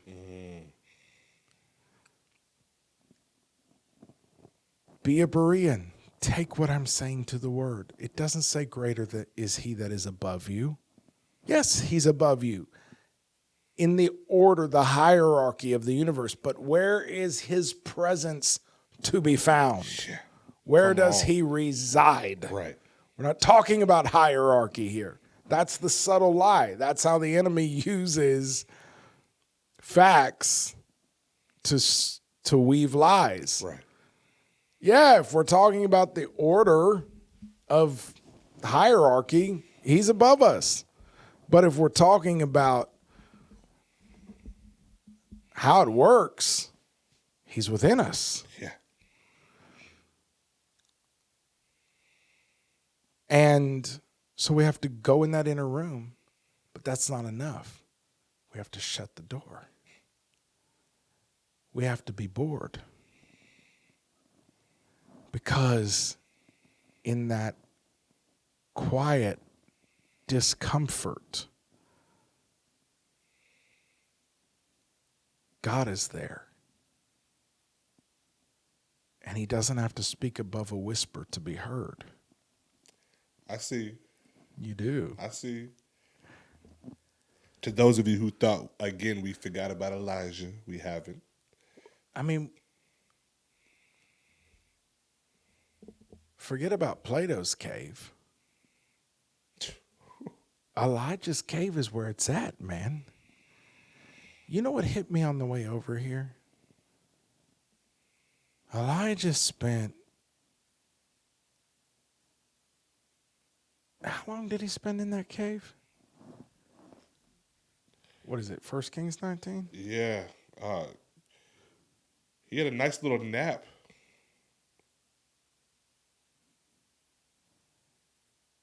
And he came to a cave, verse 9, and lodged there. You got it? I'm pulling it up. And behold, the word of Jehovah came to him and said, what are you doing here, Elijah? And he said, all the stuff he said. I'm the only one. I've been zealous. I alone am left. They seek my life. Yeah, he was there for about a day or one night, give or take. Yeah, 1 Kings 19. Starting at verse 9. Yeah, he stayed all night.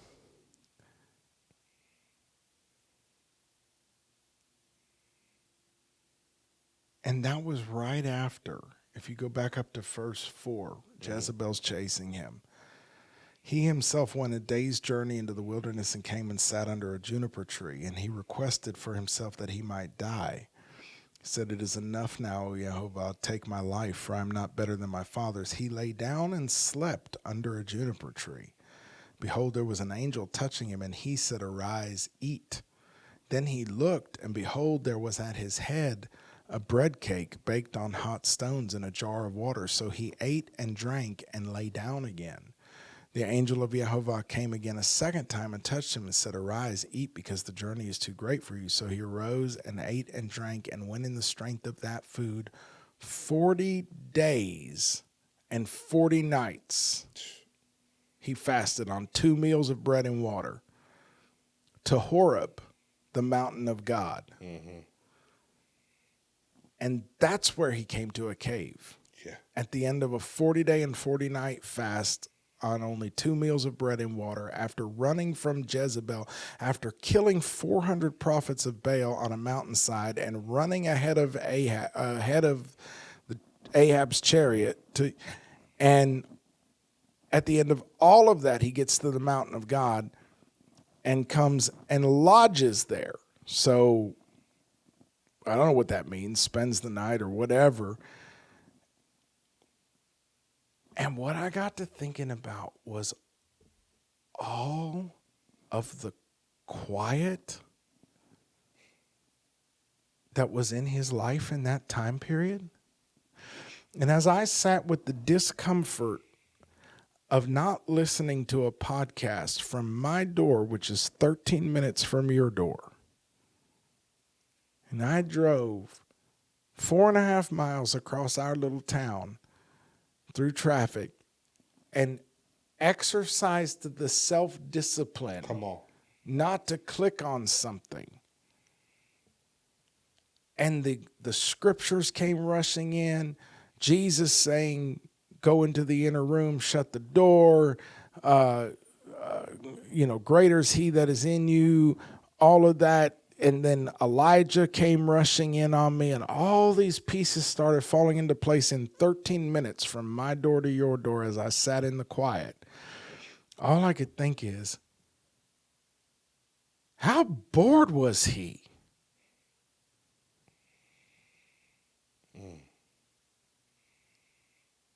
He had nobody with him, nothing to eat, nothing to drink, just him and the desert, the wilderness, and God and the devil. Sleeping under a juniper tree, lodging in a cave,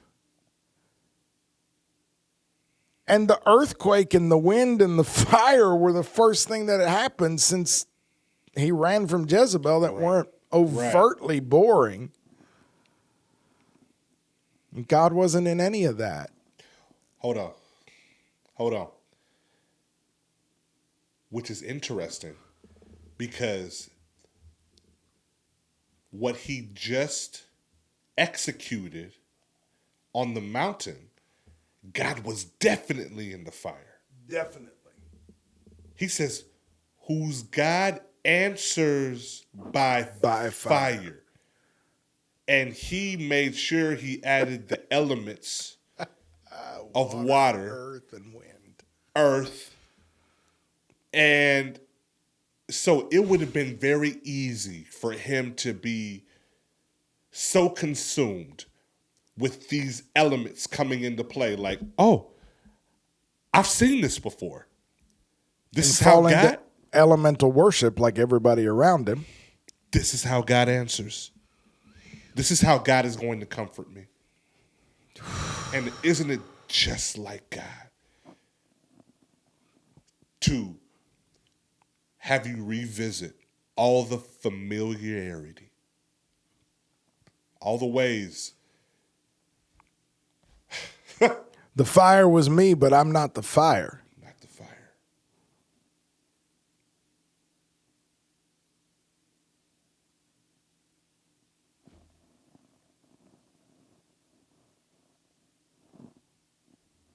And when Elijah heard the not just small voice, still voice,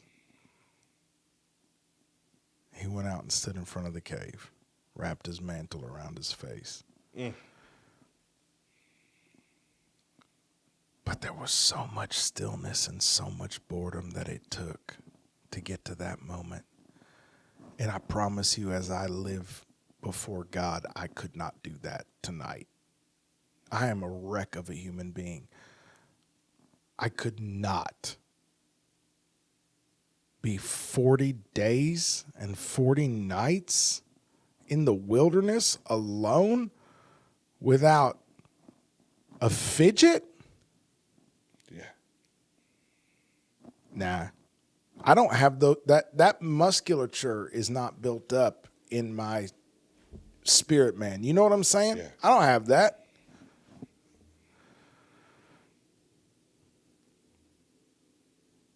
I got to thinking about all the times that Jesus withdrew. He didn't have anything to scroll on. Except an actual scroll if he wanted to. Right. To be the God of the universe. With nothing to do. Yeah. On purpose. On purpose. By design. Yeah. And the enemy comes not, the thief comes not but to steal, kill, and destroy. And what has he taken from us? Yeah, the devil showed up with a Netflix subscription. He was like, look at this. Look at this. Look at this. Look at this. I'm done. Look at this. Let me entertain you real quick. In fact, let's start off with the first chorus. Why don't you switch these stones to bread? That's cool, right? Let's do a magic trick. Bruh. Jump off this pinnacle. Look what you can do. Let's flex a little. You can. You know you can. You got the superpowers. The angels are going to keep you from even dashing your foot against a stone. And then he says, I'm going to show you all of the kingdoms of the world. He says, let me interrupt your regular scheduled programming of stillness with your Father. Let me interrupt it.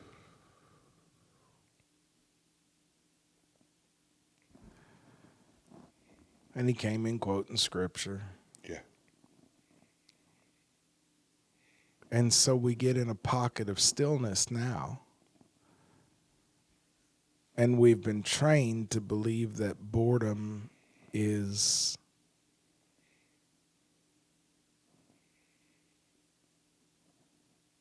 I don't know, a problem to be solved or. And so he comes back with that Netflix subscription, updated, TikTok, whatever. And he goes, hey, this is super anointed. Watch this. Show me your glory. Look at this little 6-year-old kid lost in the presence of God singing this worship song. And bro, but the thing that's stupid about that is that little girl was just alone with Jesus in that moment in her inner room. Right. But that ain't what I'm doing. Not at all. I'm a voyeur.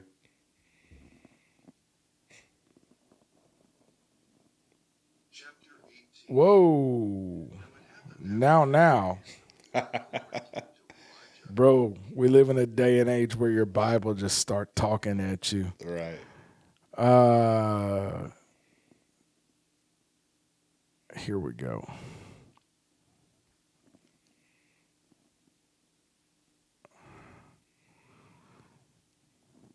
Entertain. Late 15th century is when that word entered the English language. To keep up, maintain, to keep someone in a certain frame of mind. From Old French, hold together, stick together, support. What is entertainment? It is a structure, hold together, that is designed to keep someone in a certain frame of mind. Listen to this. It's from two Latin roots, entre or inter, which means among, and tenere, I don't know how to say that, which means to hold. To hold among. So he goes, look at this precious little girl singing this worship song, and you're blessed. And then, look at this chicken eating a Snickers bar. It's funny.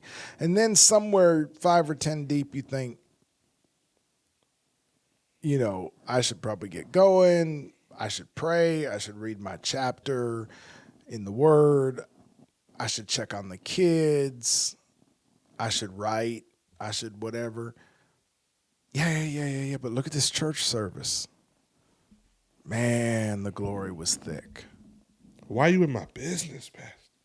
Because it's what's happening to me. Yeah. To entertain, to hold among, to build a structure that keeps you in a certain frame of mind, being programmed to receive. He doesn't care if you receive a lot of truth, just as long as you only receive. You never become a vessel of honor that pours out too. Never produce. The number one plan of the enemy in this last day, in many ways, is to ensure that good men, good humans, good women stand by and do nothing, that we never produce. As long as we never produce, it's okay. And we won't inherit the kingdom, because that's what Jesus said would happen to the people that don't do anything with the talents they're entrusted. So it's like everything about the religious structure we've been handed, everything about the cultural structure, everything about the technology that is supposed to facilitate our lives, but instead it has stolen our lives, because the thief comes not but to steal, kill, and destroy. Everything about all of this is holding us among a frame of mind where we only receive and we never produce the fruit that remains that Jesus chose us in him to produce. Right. We never lay hold of that for which Christ Jesus laid hold on us. And if you don't get anything else out of this episode, what I hope you get is a little bit mad. You should be mad about this. You shouldn't be condemned. You may feel that, but tell it that it's a liar and it's just another piece of that web that's designed to hold you among. Right. But you shouldn't be condemned. You shouldn't be filled with regret. But you should be a little bit mad. This is wrong. And you should want to find you back in the garden as a little child, capable of imagination, capable of dreaming, capable of innocence, capable of hope, capable of love without angles and strings, and begin just to be aware. Just start, y'all. This is where I'm at in a lot of ways. Just start by being aware. Yeah. If you catch yourself doing this tomorrow and you become aware of it at a point, you're better off than you were the day before. Yep.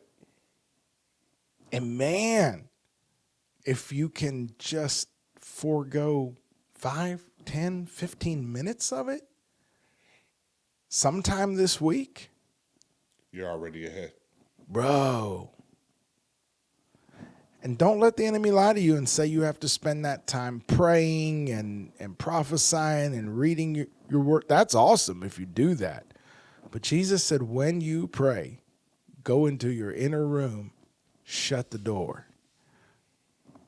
If you have not been in your inner room and shut the door in the last 2 years, if you get into that inner room for 10 minutes and shut the door and just be bored,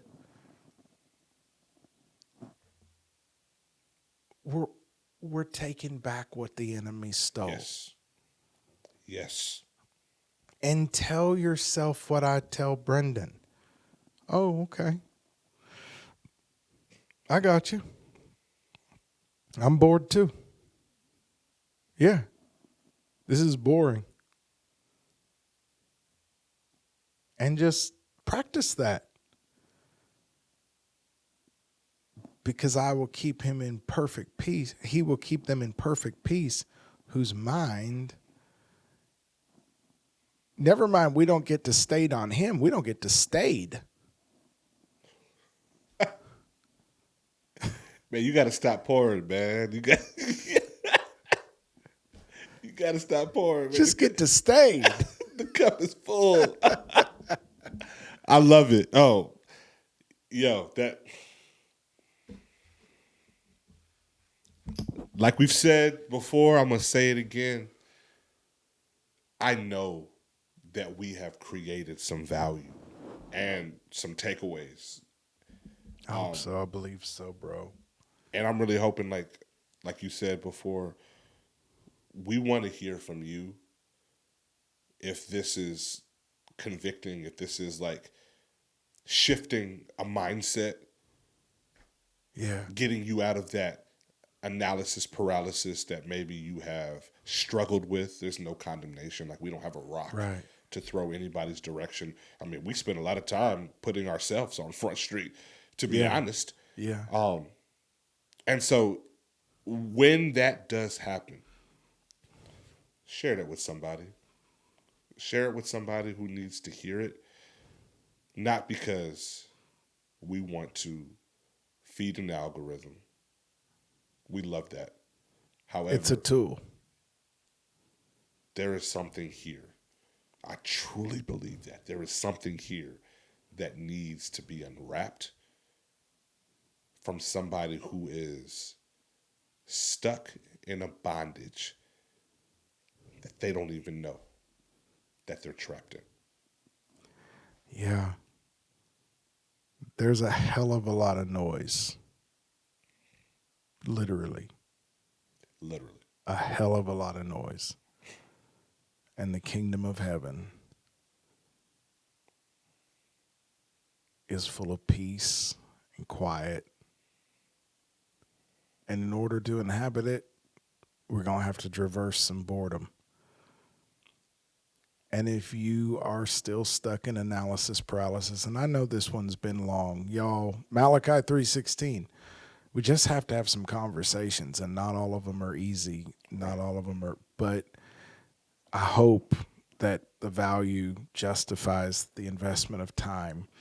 But if you are still stuck in analysis paralysis and you are still dealing with, your own procrastination tendencies for whatever reason, failure to leap, whatever, can I just encourage you, start this week by taking a few minutes and allowing yourself to sit with that discomfort of that awareness and be bored with it for a few minutes.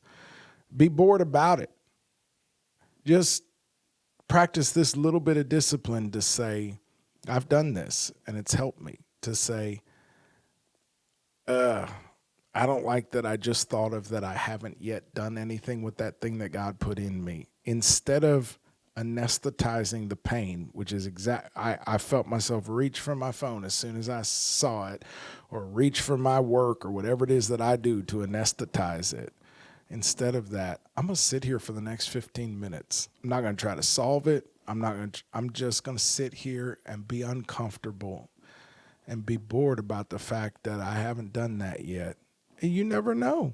You just never know when the still small voice is going to speak, and you're going to realize step one has been right in front of you this whole time. Come on. And you can do it. And not only that, you're going to leave one of those boredom sessions with a made-up mind. That's the takeaway. That's the takeaway. Pray for us, Pastor. Father, we invite you into our inner room.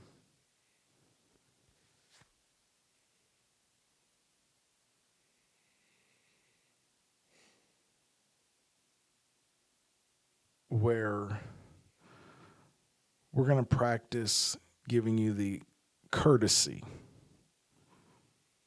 to take a seat for a minute this week. If you can find the time to be there, we're going to take a few minutes this week, as often as we can, and be there too. And we're going to close the door this time. So, Father, I pray that by the working of the Holy Ghost in the lives of the hearers, that you would empower them supernaturally, empower them by your Spirit, by the literal anointing, the blessing of their head with the oil of joy.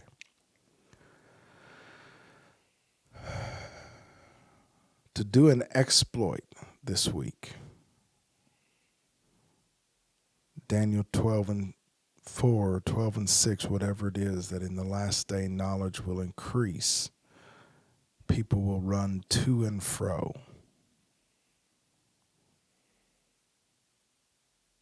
But the discerning will have discernment, and those who know their God will do exploits. Empower your people to do an exploit this week, to resist the urge to get their fix wherever that is for them. Even if it's just to delay it, but that's a beginning. And to put something else first. Yes, Jesus. To put stillness first. To put quiet ahead of the need to be entertained or whatever it is. And by doing that, they will be putting you first because that's where you are. So I pray, Father, that those who hear this and those who make it deep enough into this episode to be challenged and inspired on any level by this conversation, that you will empower them to take that step, that first step, and produce a little boredom in their own life on purpose. And sit with you in the cave for long enough to have a run-in with your voice. And we thank you for it. In Jesus' name.